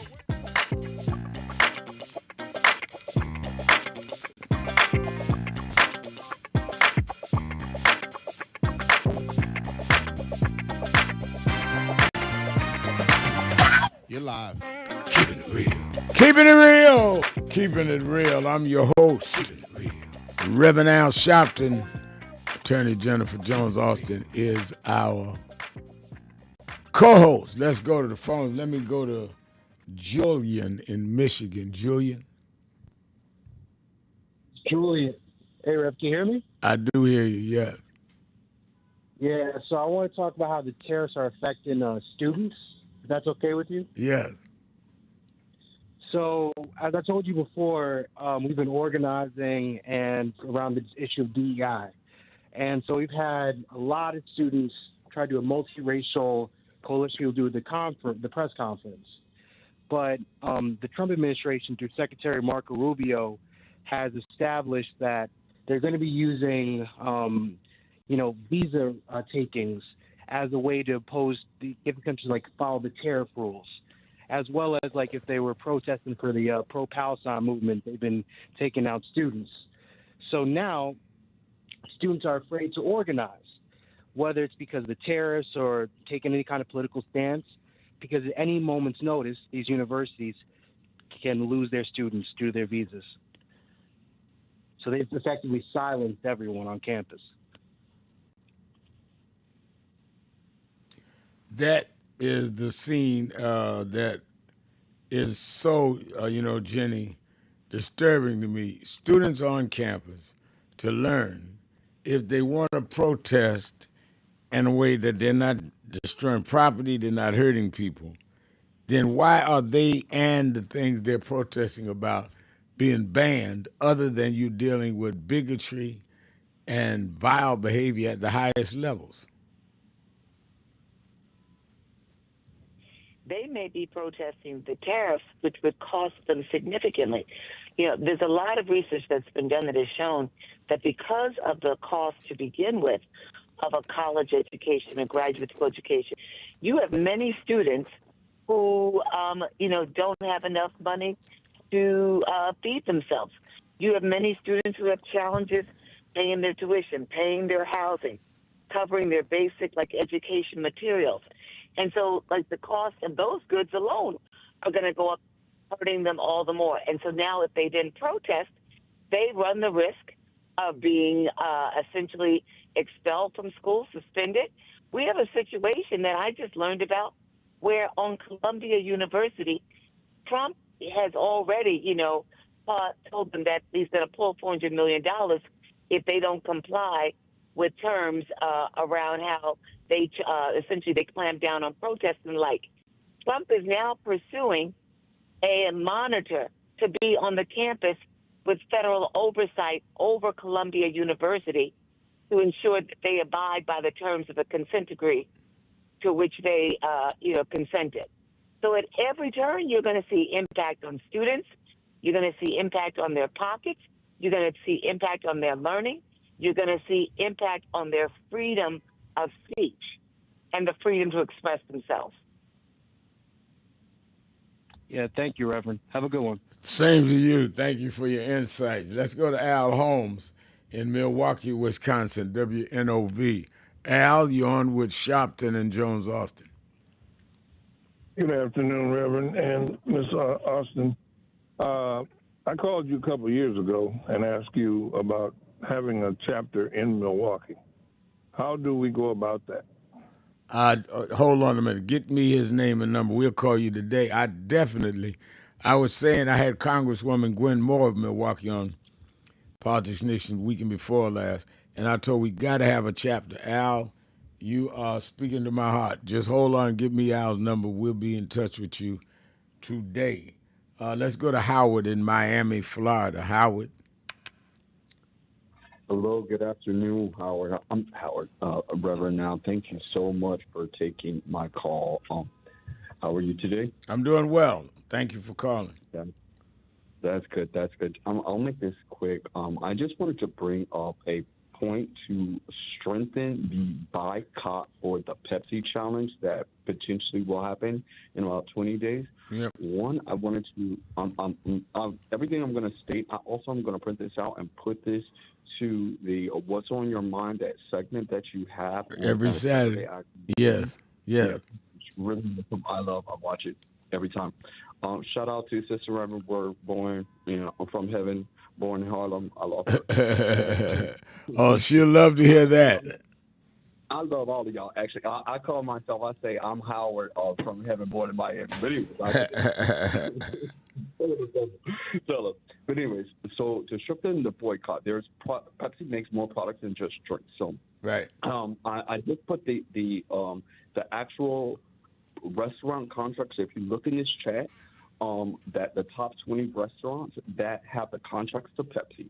And I think that to strengthen the challenge also in the summer, if they don't come up, if they don't bring anything to the table with the conditions, that it also will impact the other businesses, because yes, they can go to Taco Bell, I believe is one of them, and you can opt to not get the soda or the drink. And Pepsi offers more drinks than just the Pepsi Cola. They also offer water products, and we have to probably also eliminate buying those particular products. And I would suggest having what I'm calling an H2O challenge for the summer, if they patron those restaurants to also boycott those drinks and the other products that Pepsi sells. I think that's wise. Jenny, I think that one of the things I learned from your father is that when we would boycott things when I was a teenager, you don't just boycott the name of the company, you boycott their products. And a lot of people, them and their products. A lot of people don't understand what he just said, Howard, that you have a lot of products that Pepsi. So you'll say, all right, I'm not drinking Pepsi, Reverend Al, but I'm eating their chips and don't know you're eating their chips. And correct. I think that's why you have to go through a process if you're going to be effective. I think you're right. And like to your point, like I'm looking based on what you just said, I didn't know that PepsiCo made Gatorade. Yeah. I didn't know it made Aquafina. Yeah. I didn't know Cheetos, Doritos. Exactly. Wow. And you will have uninformed people walking on the picket line eating Cheetos and swallowing it down with Gatorade, not knowing you out there picketing them and buying their product. Wearing a no Pepsi T-shirt. It don't make sense. Right. I love it. Thank you for the information. Let me go to Sam in North Carolina. Sam, you're keeping it real with Sharpton and Jones Austin. How you doing, Miss Austin and Rev? Yeah, I just wanted to echo a few of the comments that others made about stock market insider trading and manipulation. I've been trading for about 20 years and day trading for about 3 years, so I follow this stuff on a daily basis.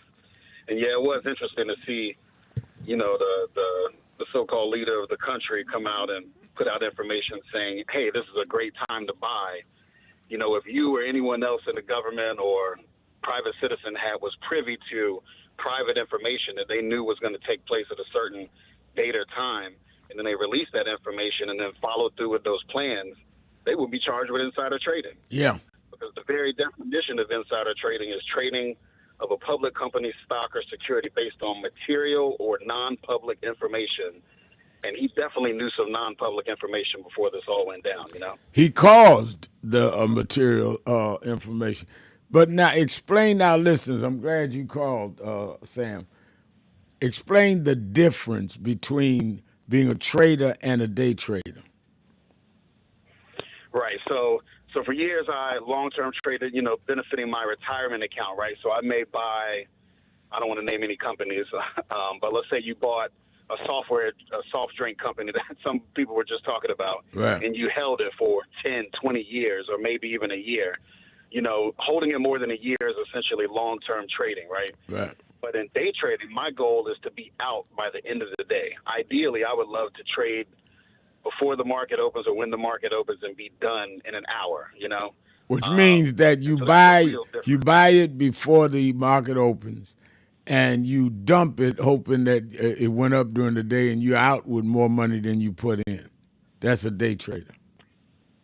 Correct. Or you can sell an instrument, a stock, or let's say stock options, and selling meaning you're hoping it's going down, and then you buy it to get out of the trade. So same thing. You can make money going up or going down. Right. Now, thank you for your call. So like a day trader would do really well with what Trump did the other day. Absolutely. Since he was inaugurated, so it's been great. No, a day trader would have made money yesterday. Yeah, definitely. Ken in Florida. Ken. Let's take a break. Wait a minute, Ken. Let's take a break. I'll be right back to you and other callers right after the break. Keeping it real. Sharpton, Jones. Thank you for joining us for Weekdays Live with Reverend Al Sharpton. Take the time to share this broadcast right now. Tell your friends it's time to keep it real with Reverend Al. Comment your questions now in the chat or call Reverend Al Sharpton directly on air at 877-532-5797. Now stay tuned for Reverend Al. This is Reverend Al Sharpton. As you watch the broadcast, support National Action Network. Go to www.nationalactionnetwork.net and be involved. You can join. Take your membership right online, www.nationalactionnetwork.net. Getting ready to start the program, but we need you to be part of the movement.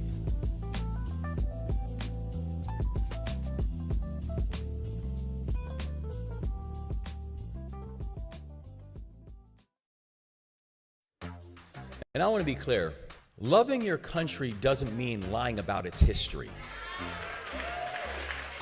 You want to have a conversation about what makes America great. What makes America great is the uniqueness that this has been a country that is actually, despite a very uneven past, still can have an opportunity for each and every one of you to be here. Still can have an opportunity for the blessing of a Reverend Sharpton. Still can have an opportunity that you can have a person who was raised by an immigrant single mother, a person who joined the Army when he was 17 years old and went to a 2-year college, who can now sit here as the 63rd governor of the state of Maryland.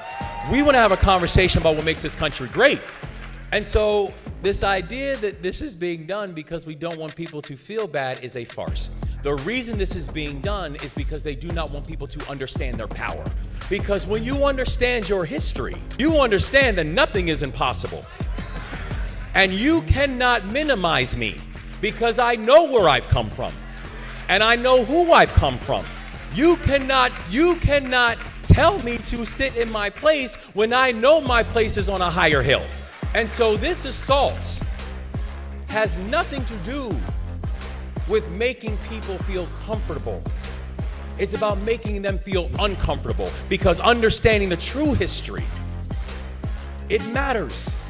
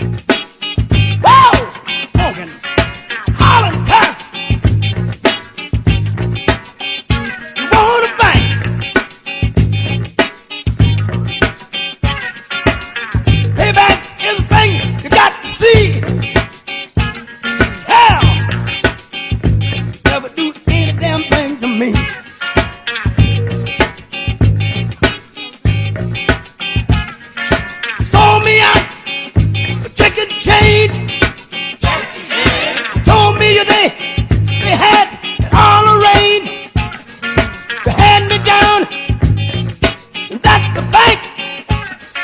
And now you're punk. You gotta get ready for the big payback. The big payback. That's where I land. Oh, for the big payback. The big payback. I can do wheeling. I can do dealing. Yes, you can. But I don't do no damn squealing. I can dig rapping.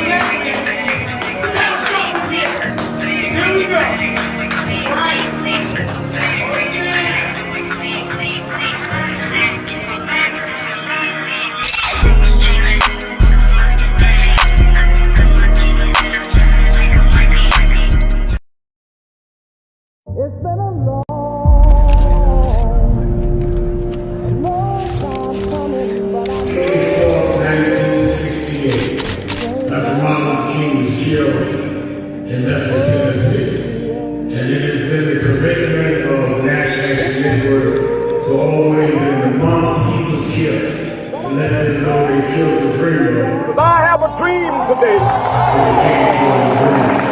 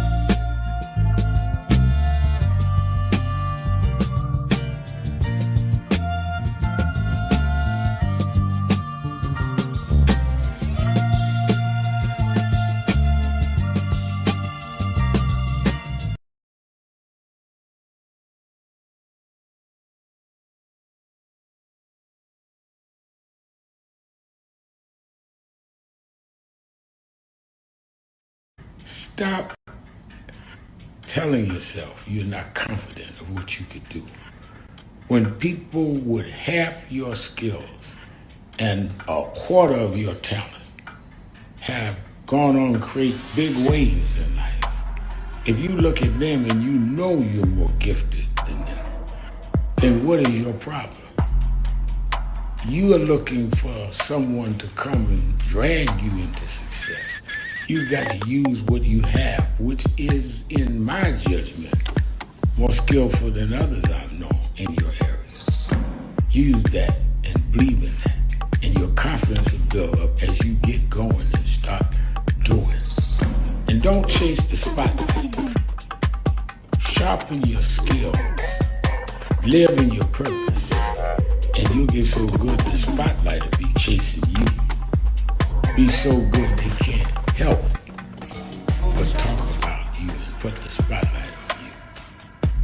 You don't get your energy from chasing the spotlight. You get your energy by chasing your purpose. The spotlight and other adulation will come with it. Have a great day. Keeping it real, keeping it real. I'm your host, Reverend Al Sharpton, and Attorney Jennifer Jones Austin is our co-host, and we are taking your calls at 1-877-532-5797, 1-877-532-5797, or go to www.nationalactionnetwork.net. Follow us on live stream. And you can put a comment on the comment page, and I will read some of them off as I can. Catherine Oxner writes on our comment page, Jenny, Al, I say you as a leader, the important to believe in you is you, Reverend Al Sharpton. Stay true to your calling, focus on the positive instead of the negative. Kansas City, Missouri loves you. God is still God whenever the haters get through. Well, thank you for that encouraging, Catherine. And you're right. I'd say on my social media, every morning I give 2 or 3 morning thoughts. One when I finish my prayer and meditation, another when I'm working out in the gym, and another when I finish. Trying to get people jump-started for the day in the right thinking. It's very important. Start your day thinking right. Let's go to Ken in Florida. Ken in Florida. You're keeping it real with Sharpton and Jones Austin. Yes, thank you for taking my call.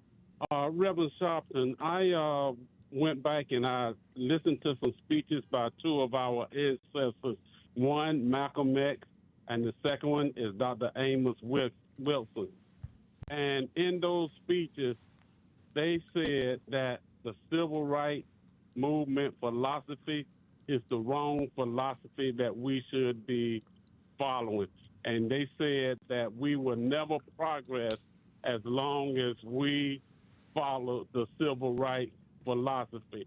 Lastly, I was listening to a radio show in Washington, D.C., and the guest was Charles Barron.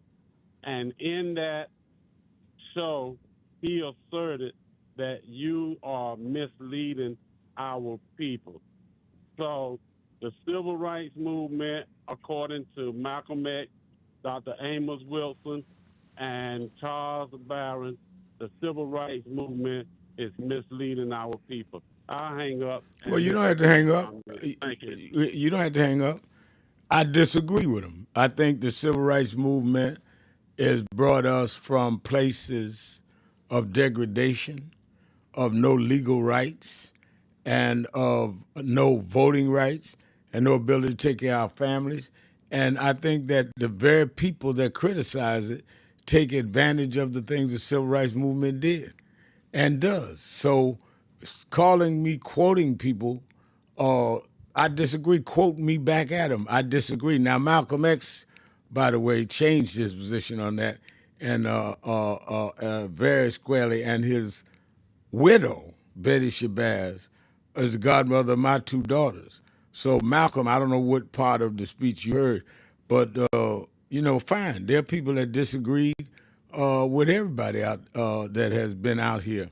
I vehemently, unapologetically believe the civil rights movement was right and is right now, and I challenge those that challenge it to tell me a better way and what we achieved under that. Since I've been out here, I've heard people, I don't want civil rights, we ought to have self-determination. Well, nobody's stopping you from doing that. Show me where you did it. I can show you the laws the civil rights movement changed. I can show you people that broke through because of civil rights movement. Show me what your philosophy did. Hello? Are you there? Oh, okay. Thank you for calling and hanging up. Let me go to Andre J. in Chicago, WVON. Andre J., you're keeping it real with Al Sharpton.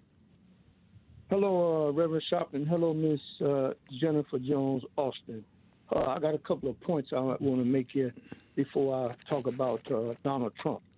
Now, we protest and we boycott, right? Well, the word boycott comes from Charles Boycott. Those Irish farmers boycotted Charles Boycott because of his harsh policies, right? Mm-hmm. So they ostracized Charles Boycott. I mean, forced him to leave Ireland.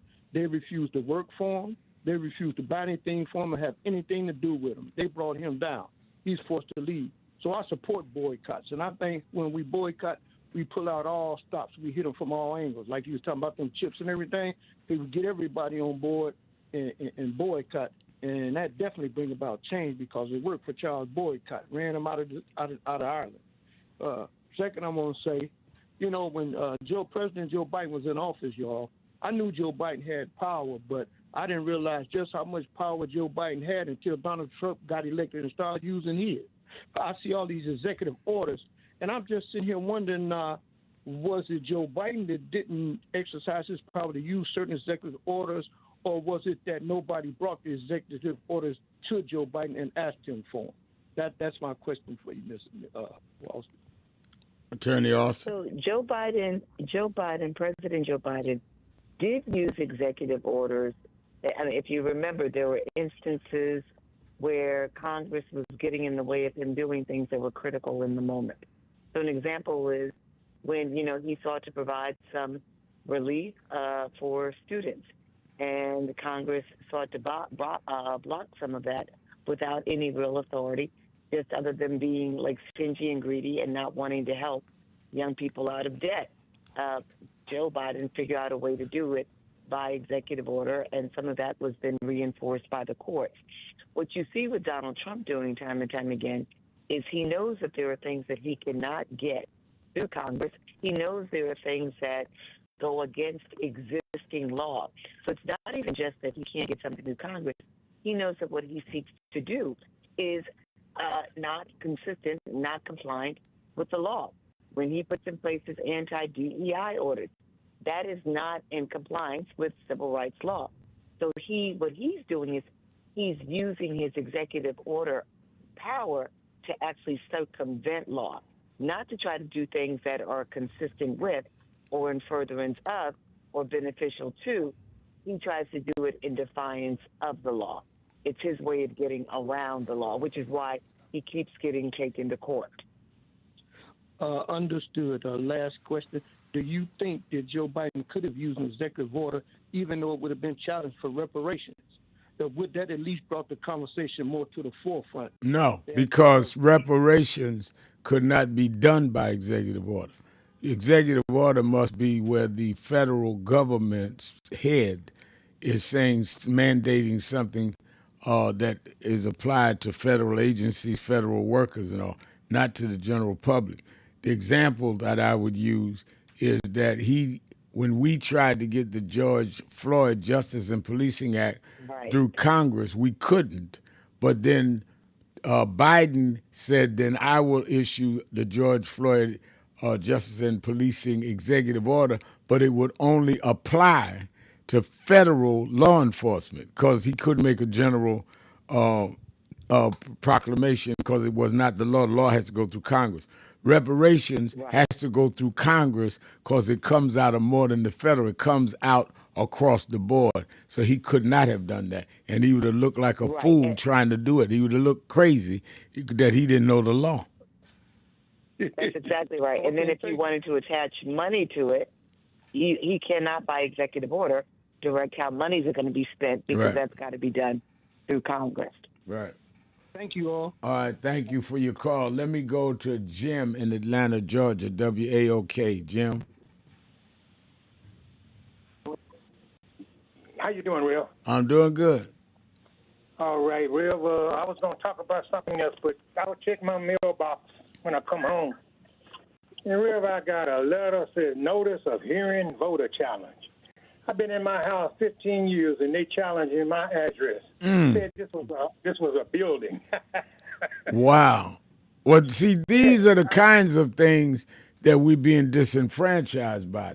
Exactly what you're talking about. Yeah, Rev, so you know what? I straightened that matter out, but I'm going to have to follow up anyway because, you know what? I don't trust nobody. So I talked to the person, and I'm like, man, what you talking about? You know, so she went and she looked, she told me what time it was. You know, I was like, nah, it ain't wait. This is a house. This is a house. My address. I've been here 15 years. I vote. Man, I was hot, too. But I want to tell all the listeners, when you get a letter like this, follow through. Don't throw it away like it's junk mail. You already registered. Don't do that. Go through it. Follow up on this. You know what I'm saying? Absolutely right. Absolutely right. Better. You got to, because then they'll turn around and say they gave you several notices and you never responded. Right. There you go. I've voted since I was 18 years old. I've never missed a vote, period. So I don't even know where these clowns got this from. But, you know, I talked to the sister, and I told her. She said, oh, they got you down here. Your house is a building. I'm like, building? I'm like, this is a house. This isn't a building. I've been here 15 years. So she went and checked. And she come back and she said, yeah, I got you. You know, and she read off everything, you know. So I was like, okay. But when I called her, I didn't tell her my address. I just gave her my name. Yeah. Well, see, that I'm glad you called and stated that because people will ignore notices to their own chagrin. You've got to not ignore stuff and then you play against your own interests. Let's take a break. We'll be right back. Keeping it real. Sharpton, Jones, Austin. Be right back.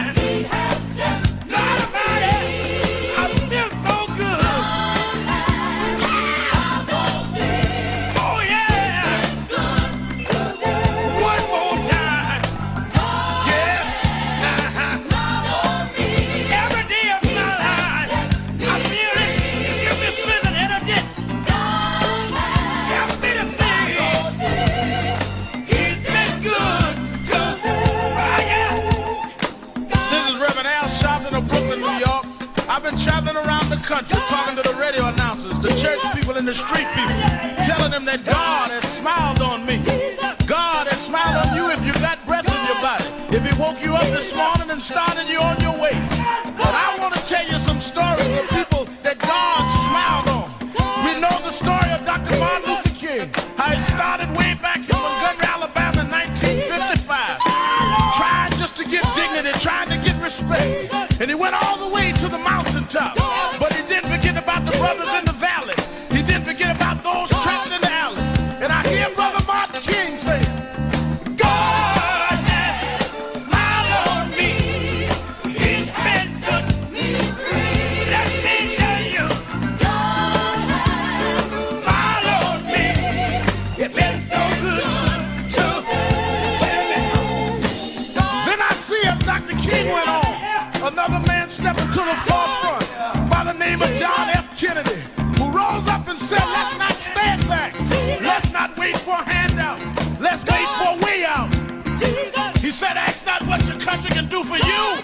what you can do for your country.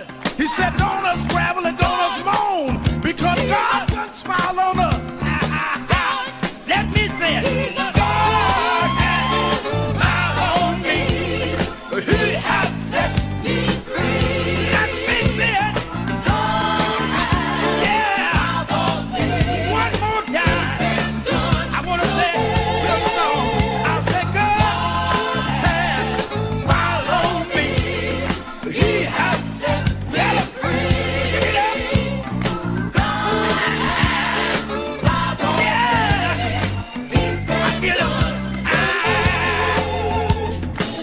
Then I went on backstage at the Apollo Theater and I saw a man come out. They call him the King of Soul, James Brown. And James Brown said, Reverend, don't you worry. I started out as a shoe shine boy. I started out as a convict. I started out uneducated. But I learned to sing my song. And I sung it all over the world. I told him it was a man's world. I told him about the big payback. I told him Papa got a brand new bag. And all over the world, they can hear my voice. But Reverend, don't you frown. Don't you bow your head. Tell him what you told me, Brother Brown. I said, God has smiled on me. He has set me free. Yeah. He has set me free. God smiled on me. You've been so good to me. Then I went home and I told my mother what Brown told me. And she said, son, even though we don't have much, we don't need relief. All we need is belief. And she said, he didn't tell you no lie, because the Lord will take care of you. God sits high, but he looks down low. And every time you get discouraged, every time you're burning down, all you have to do is think of the things that God made a way for you and look toward the heavens.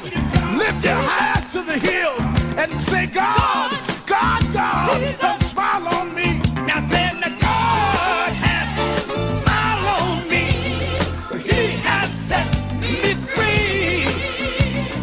God has smiled on me. And that has been so good to me. Yes, he has. I say, God smiled on me.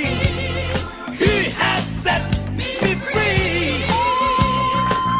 And I know all over the country, smile on me. We need jobs. We need a way to make it. We need help. We need jobs. We need a way to make some money to feed our families and raise our bread. We need a way to survive, so we don't need crime as a survival kit. We just need a little bit. But don't give the hope up. Don't lose the faith, because God will smile on you. God will give you the strength. God will make a way for you. Adam Great Power said, keep the faith. Keep the faith, baby. I hear Robert Kennedy saying that it's not the dream of, but it's the dream that'll live on forever. Just know that God will smile on you. Dr. King had a dream. Dr. King said, I went to the mountaintop, but I didn't stop there. I looked over and saw the promised land. I hear Brother Malcolm saying, don't sit on the stoop. Stand up and be a man. Respect yourself. Be somebody. Then I hear the brothers in the Hispanic community say, I'm going to stand up and be a man. I'm going to do the best I can. I had a reaper say, I don't care what time you come home, but just give me some respect when you get there. God has smiled on me. He has set me free. God smiled on me. You've been so good to me. Sit down. And as we move on in history, let us remember that if we look to God, God has the answer to all of our problems. God is still the same God he was years ago, and we can still make it. We can still hold on like Frederick Douglass did. We can still keep him on like Martin Luther King did. We can still ride on the way everyone that made it did. They didn't have much, but they had a whole lot of faith. They didn't have money, but they had a lot of determination. We know that God will look out for his children, that God will make a way out of no way. If you just keep the faith and refuse to lose, and God will make a way, because God's children don't have color. God's children just have will. And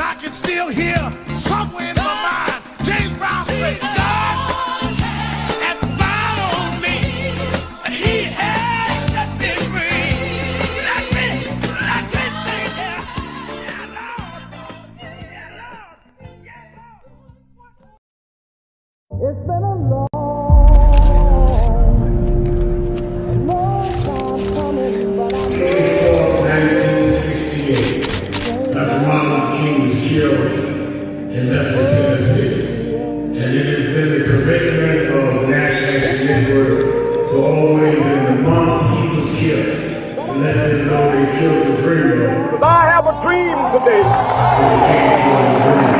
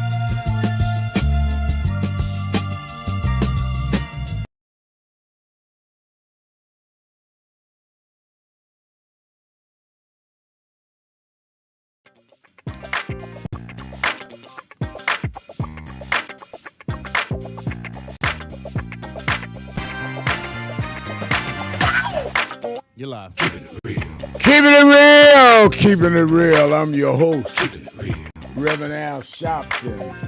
Attorney Jennifer Jones Austin is our co-host on Thursday afternoons.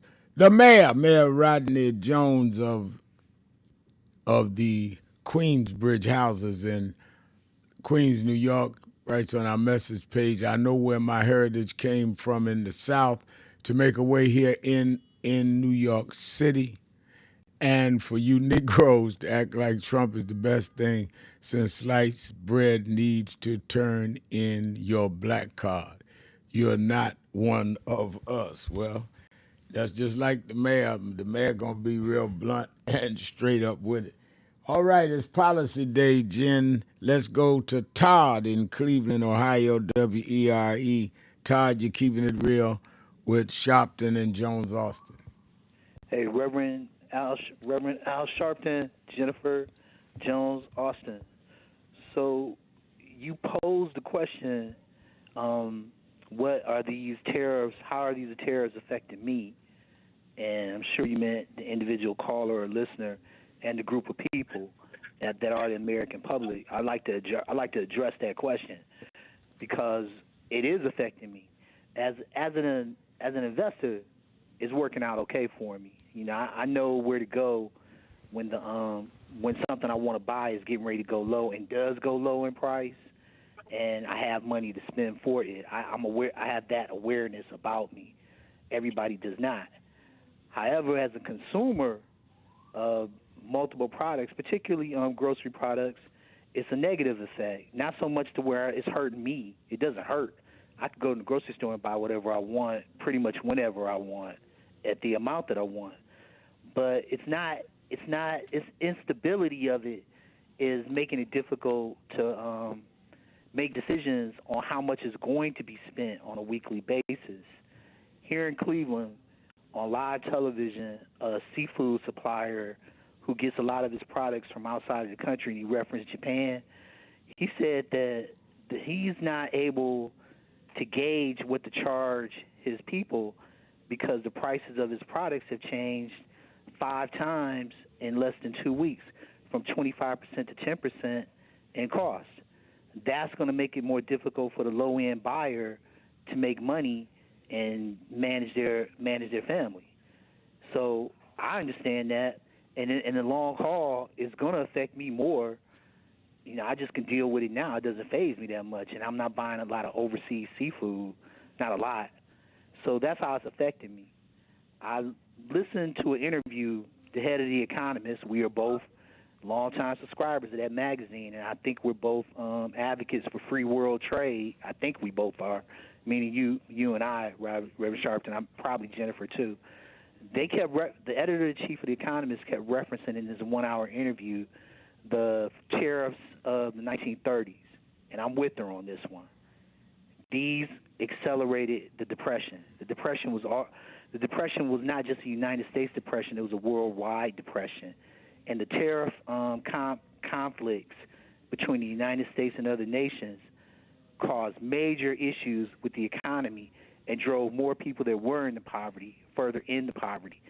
Trump is claiming his motive is the McKinley tariffs. You can't compare our country today to the country that existed at the turn of the century. It's not the same. But you can compare the country of the day to the country that we had just about a year before Obama's administration came in, and then compare that to the 1930s depression, although we weren't in a depression. I'm aware of that. And see that aggressive, unstable, poorly thought out tariffs that cause other countries to have to do the same because they have to feed people too, is going to make for an unstable economy and drive more people into poverty. I want to make this comment too. The census that is closest to my birth is the 1970 census. 3.6 billion people lived on this planet, and 203 million live in this country. Today we have over 8 billion people on this planet in that short 55-year period of time. And we have 300 plus million people that live in this country as citizens, not including the people that are just here doing business and on legal pursuits. You have to manage that conservatively. You can't just act as though those people don't exist on levels that need to be managed in a healthy way. And these tariffs have not been managed in a healthy way. No, not at all. You live in Cleveland, right? Cleveland, Ohio. So I understand some people on my team would tell me that the Plain Dealer, is that like a local? I think that's a local paper, one local papers. It is doing a weekly run, looking at 100 basic household items, and looking at how these tariffs are raising the prices from week to week on 100 basic household items. Everything from how much you pay for shampoo to how much you pay for microwave ovens, that type of thing. So, I mean, it'd just be interesting to see. They're doing this in the Cleveland. They're doing this in the Cleveland community. Plain Dealer every week. No, the reason I find that interesting is the Plain Dealer was, and I think still is, owned by Don King, who I know well, boxing promoter. No, Don King owns the black newspaper. Oh, okay. The Plain Dealer is not the black paper. He owns the Call Post. All right, my bad. Go ahead. But the Atlanta Journal-Constitution is doing something similar, and at least 3 of the major outlets in Atlanta and 2 in Cleveland are doing the same thing.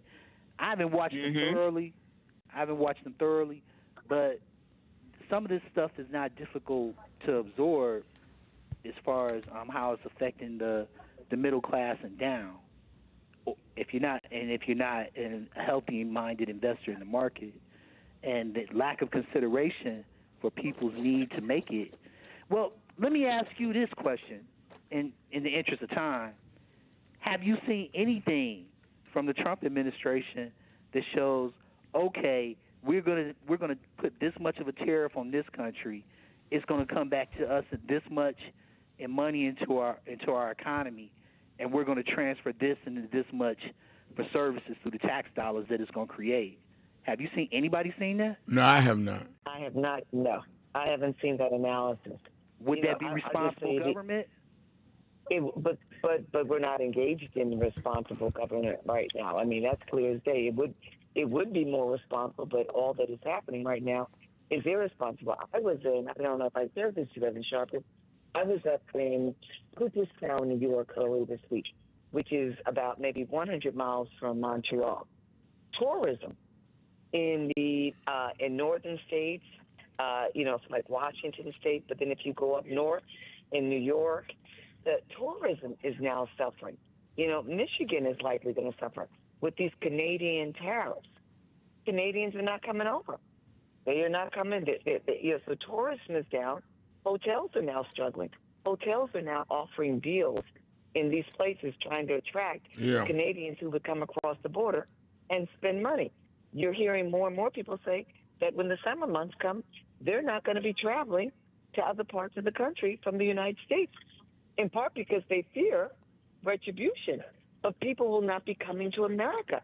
They have not even begun, when you talk about responsibility, they haven't even begun to appreciate the impact of these tariff wars just on the tourism dollars that America counts on. Well, the administration that's in place has come to appreciate it. They knew what was going to happen with this erratic behavior all along. The 10 to 30 people that are involved in the decision making with the president, they just don't care very much.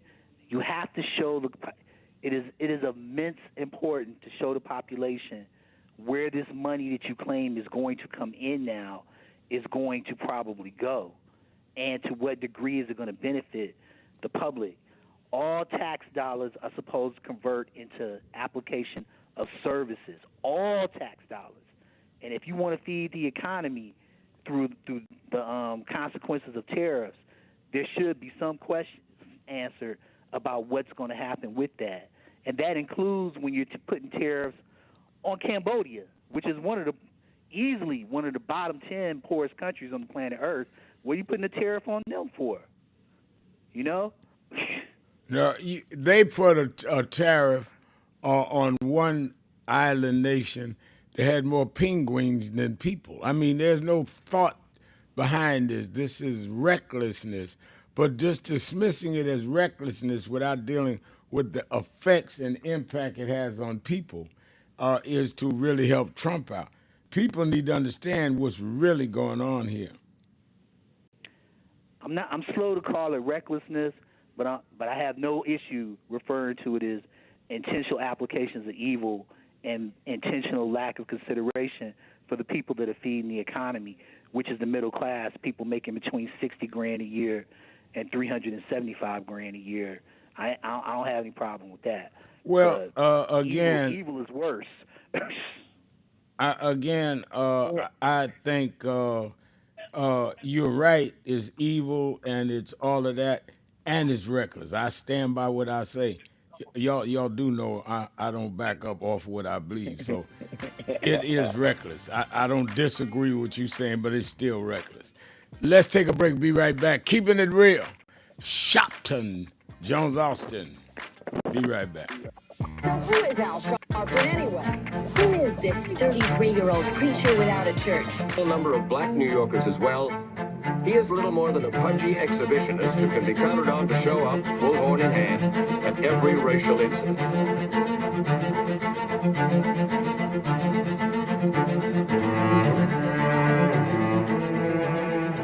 I often quote Mark Twain saying, the two most important moments in life is the moment you are born and the moment you find out why you were born. I had a very troubling conversation the other day that prompted me to do this little video. Young man that I've known a while came to me and he was crushed. I mean, really crushed, because people were criticizing his work. He's in the ministry, but he's also an actor. And he said he couldn't understand why people were jumping all over, criticizing him, trying to find scandalous and derogatory things about him. And I told him, I said, you know, you're very young. You don't know the road I've traveled. They call me everything but a child of God. A blabbermouth, a loudmouth, too flamboyant, an agitator, a racist, I had to know. Yeah, right. I was not defined by how others saw me. I was defined by how I saw myself and whether I was being true to myself. Some of you watching this don't like me. And it doesn't matter as long as I know what I'm doing. And I like me for being real. So I'm doing this video to say to you, whoever you are, and whatever you do, you may not be in ministry or social justice, none of this stuff, but don't live your life worried about opposition or people that don't like you. You can turn that around. Use me as an example. The same people that call me a scam artist, a con artist, a sellout, or racial hustler and all, I kept going. And the people I respected started respecting and publicly embracing my work. When Coretta Scott King, the widow of Dr. Martin Luther King Jr., had this to say about Al Sharpton. A leader who has protested injustice with a passionate, unrelenting commitment to nonviolent action in the spirit and tradition of Martin Luther King Jr. And I am talking about your leader, our leader, the Reverend Al Sharpton. The other thing that hasn't changed is the National Action Network's commitment to fight injustice and inequality here in New York City and across America. And that's not only a testament to Reverend Sharpton, it's a testament to all of you who are here tonight. First and foremost, to Reverend Sharpton.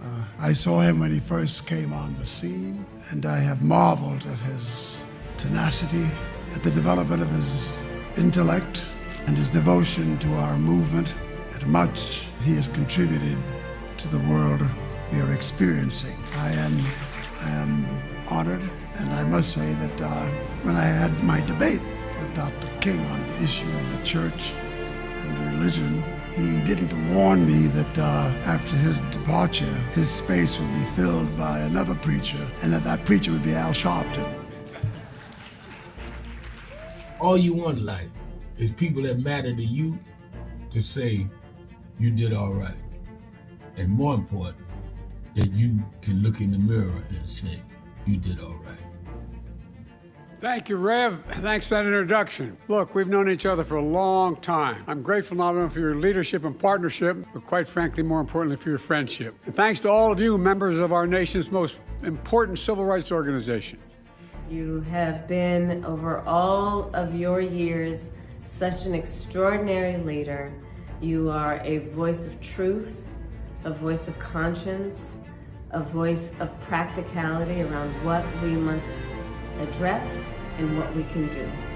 And I thank you so much for your friendship. I remember that most of the youth around Al's age, he was about 12, wanted to be like Connie Hawkins, a great basketball player, legend, or Earl the Pearl, or Clyde Frazier. Al wanted to be like Adam Powell, a powerful preacher with a social justice gospel. He was very close to, at that time, to Reverend William Augustus Jones, powerful preacher and social justice advocate, and Reverend Gardner Taylor State right down the street, and Bishop Washington, whose church he came from, and Reverend Sandy Ray. He wanted to be like these giant preachers. He wanted them to have the edge, however, of the King's social justice dimension. He wanted to be like them, now he's one of them. Perhaps taller than most of them because of the risks he has taken and the reward God has given him with his gift. I remember so well that I first escorted him to jail. He was around 13 years old with the jail fighting the ANP. He was in the lineage of our struggle. He grew up in it. We didn't just see him on TV one night. He didn't happen. He came bottom up, not top down.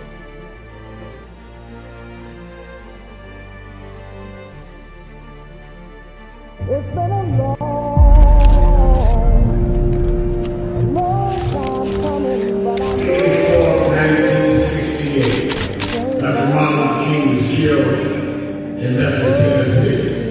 And it has been the commitment of National Action Network to always, in the month he was killed, to let them know they killed the dreamer. Because I have a dream today.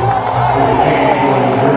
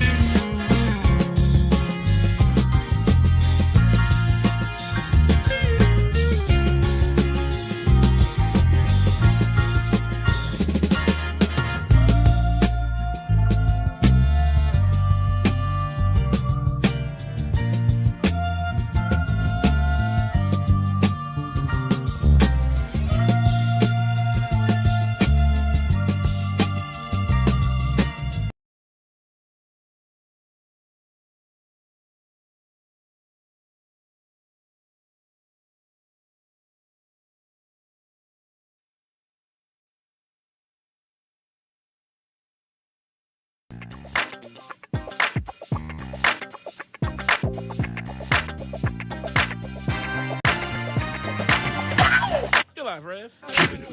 Keeping it real. I'm your host, Reverend Al Sharpton. Attorney Jennifer Jones Austin is our co-host. Don't forget Politics Nation with Al Sharpton, live at 5 p.m. Eastern Time on Saturdays and Sundays. And I have one or two very big surprises for you. Make sure you tune into the show. And clearly, with all this tumultuous politics reigning today, you need to really be plugged in. Don't take the weekend off. A lot of people say, I check out for the weekend. You better check in, because you'll wake up Monday morning and be surprised at the world you're in. So check in at least an hour each weekend day, I should say. 5 p.m. Eastern Time on MSNBC. And, of course, you that live or visiting the New York area, be with us Saturday at the Saturday Action Rally. This is a unique Saturday. It is the first Saturday after the National Action Network Convention, which was by any measure extremely successful. But it doesn't matter if we don't have a follow-up.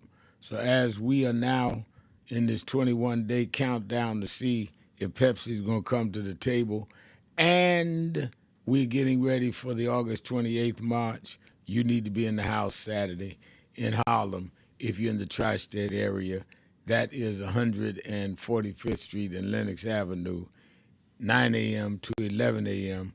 You that are not in the New York area, you can watch it live on Impact Television. And don't forget, you can go right now to www.nationalactionnetwork.net, www.nationalactionnetwork.net, and sign up saying, I want to be part of the August 28th March on Wall Street. And we're marching about economic empowerment of our community. We're going right to where the money machine is there on Wall Street. Not going to Washington this year. We're going to Wall Street. We'll march from the African Burial Ground a mile to the Wall Street district and have our rally there to put our pressure on the private sector, the private corporation, on fairness, equity, contracts, jobs in our community, and standing up to them because they've got the influence to get things done. Now, a lot of people will ask, what about this, what about that? And a lot of things, Jenny, and I'm going back to Todd, if Todd is still with us, a lot of people will ask, what about this, what about that? And my answer is that I measure movements by A, what is the goal, and B, what do they get done? So when we started NAN, the goal was to expose racial profiling. We had the New Jersey 4 case, and we had Rodney King. And we got racial profiling laws done all over the country. When we wanted to deal with Madison Avenue Initiative, where black media was not getting a share of advertising dollars that was coming out of our community, we turned that around. On and on and on, police reform, cameras on police, on and on. And I think that there always will be different roads in our community, always was. Frederick Douglass and Trotter didn't get along.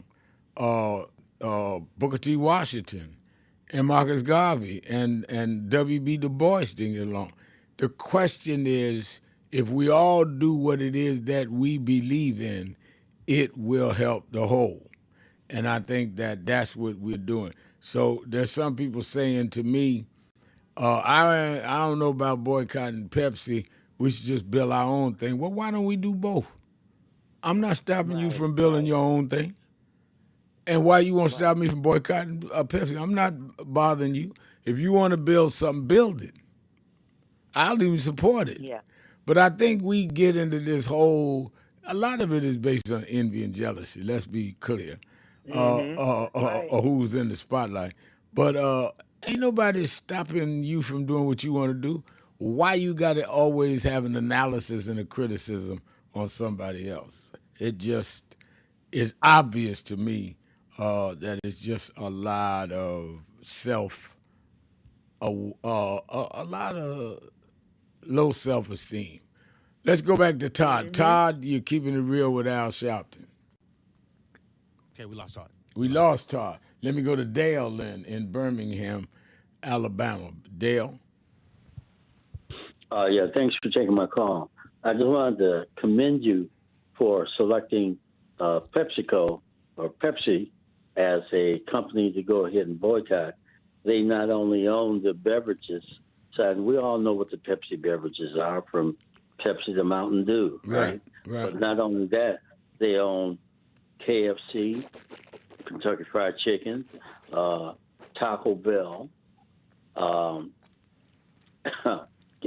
A&W Root Beer, and Gatorade. Oh, and Gatorade and Pizza Hut. Okay, and along with Gatorade, in addition to that, they own Frito-Lay. So with all the Doritos snacks and Fritos corn chips and everything else, and Lay's potato chips, they own all that too. Yeah, and see, as you lay that out, those are various institutions, stores that have a large amount of black consumer power. We buy in all those places. So when I'm saying to them, where are you spending your money in terms of our community? Because you're making your money from our community. So this ain't just DEI. I was on the advisory board for years at Pepsi that Earl Graves set up, owner of Black Enterprise, what was making them put money in black periodicals. We had Black Enterprise. We had Encore magazine. BET was black owned at the time. And all the black newspapers, Amsterdam News, Chicago Defender. We made them come back in. Now all of a sudden, you get a new president and you're not going to do any of that, and we're not supposed to say anything? Mm-hmm. That's crazy. Yeah.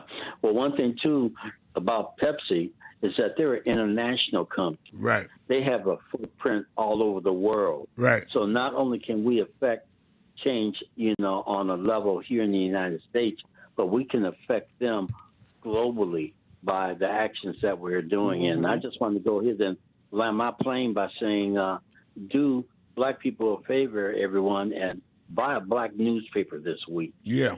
And have a great weekend. No, I think he's right. Thank you for your call. I said, I think it was on Charlemagne the God's, what do they call it, the Breakfast Club, that we have less black-owned media today than we did 20 years ago. And the young lady that was on co-hosting that day said, what do you mean less black media? I said, less black-owned. There was a time you had in every major city a black-owned radio station or two. Now we're down to Radio 1 and a few, I know in Philadelphia we have one, WURD. Very few, WVON in Chicago.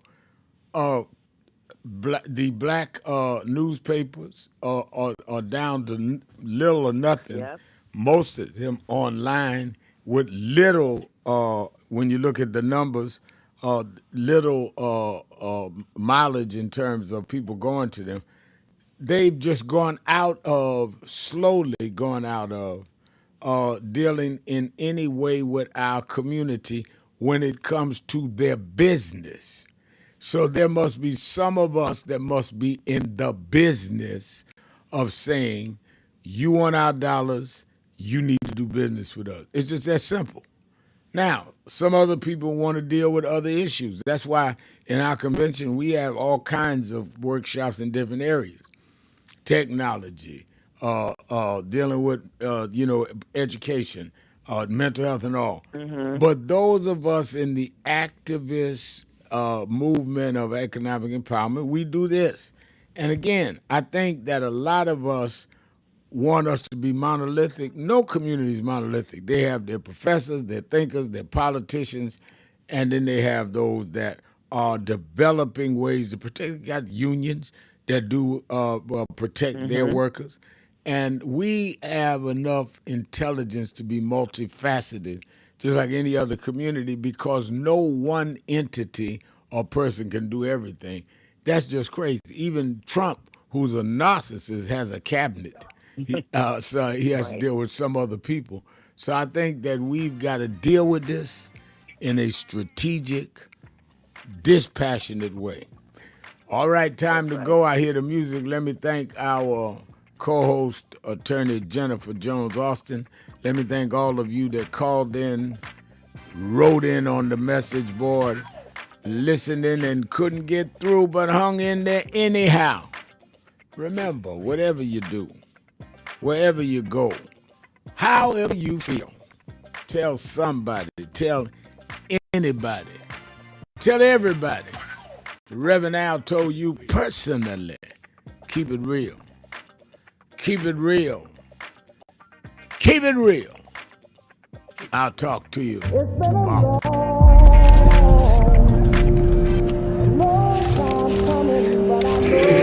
1968, Dr. Martin Luther King was killed in Memphis, Tennessee. And it has been the commitment of National Action Network to always, in the month he was killed, to let them know they killed the dreamer.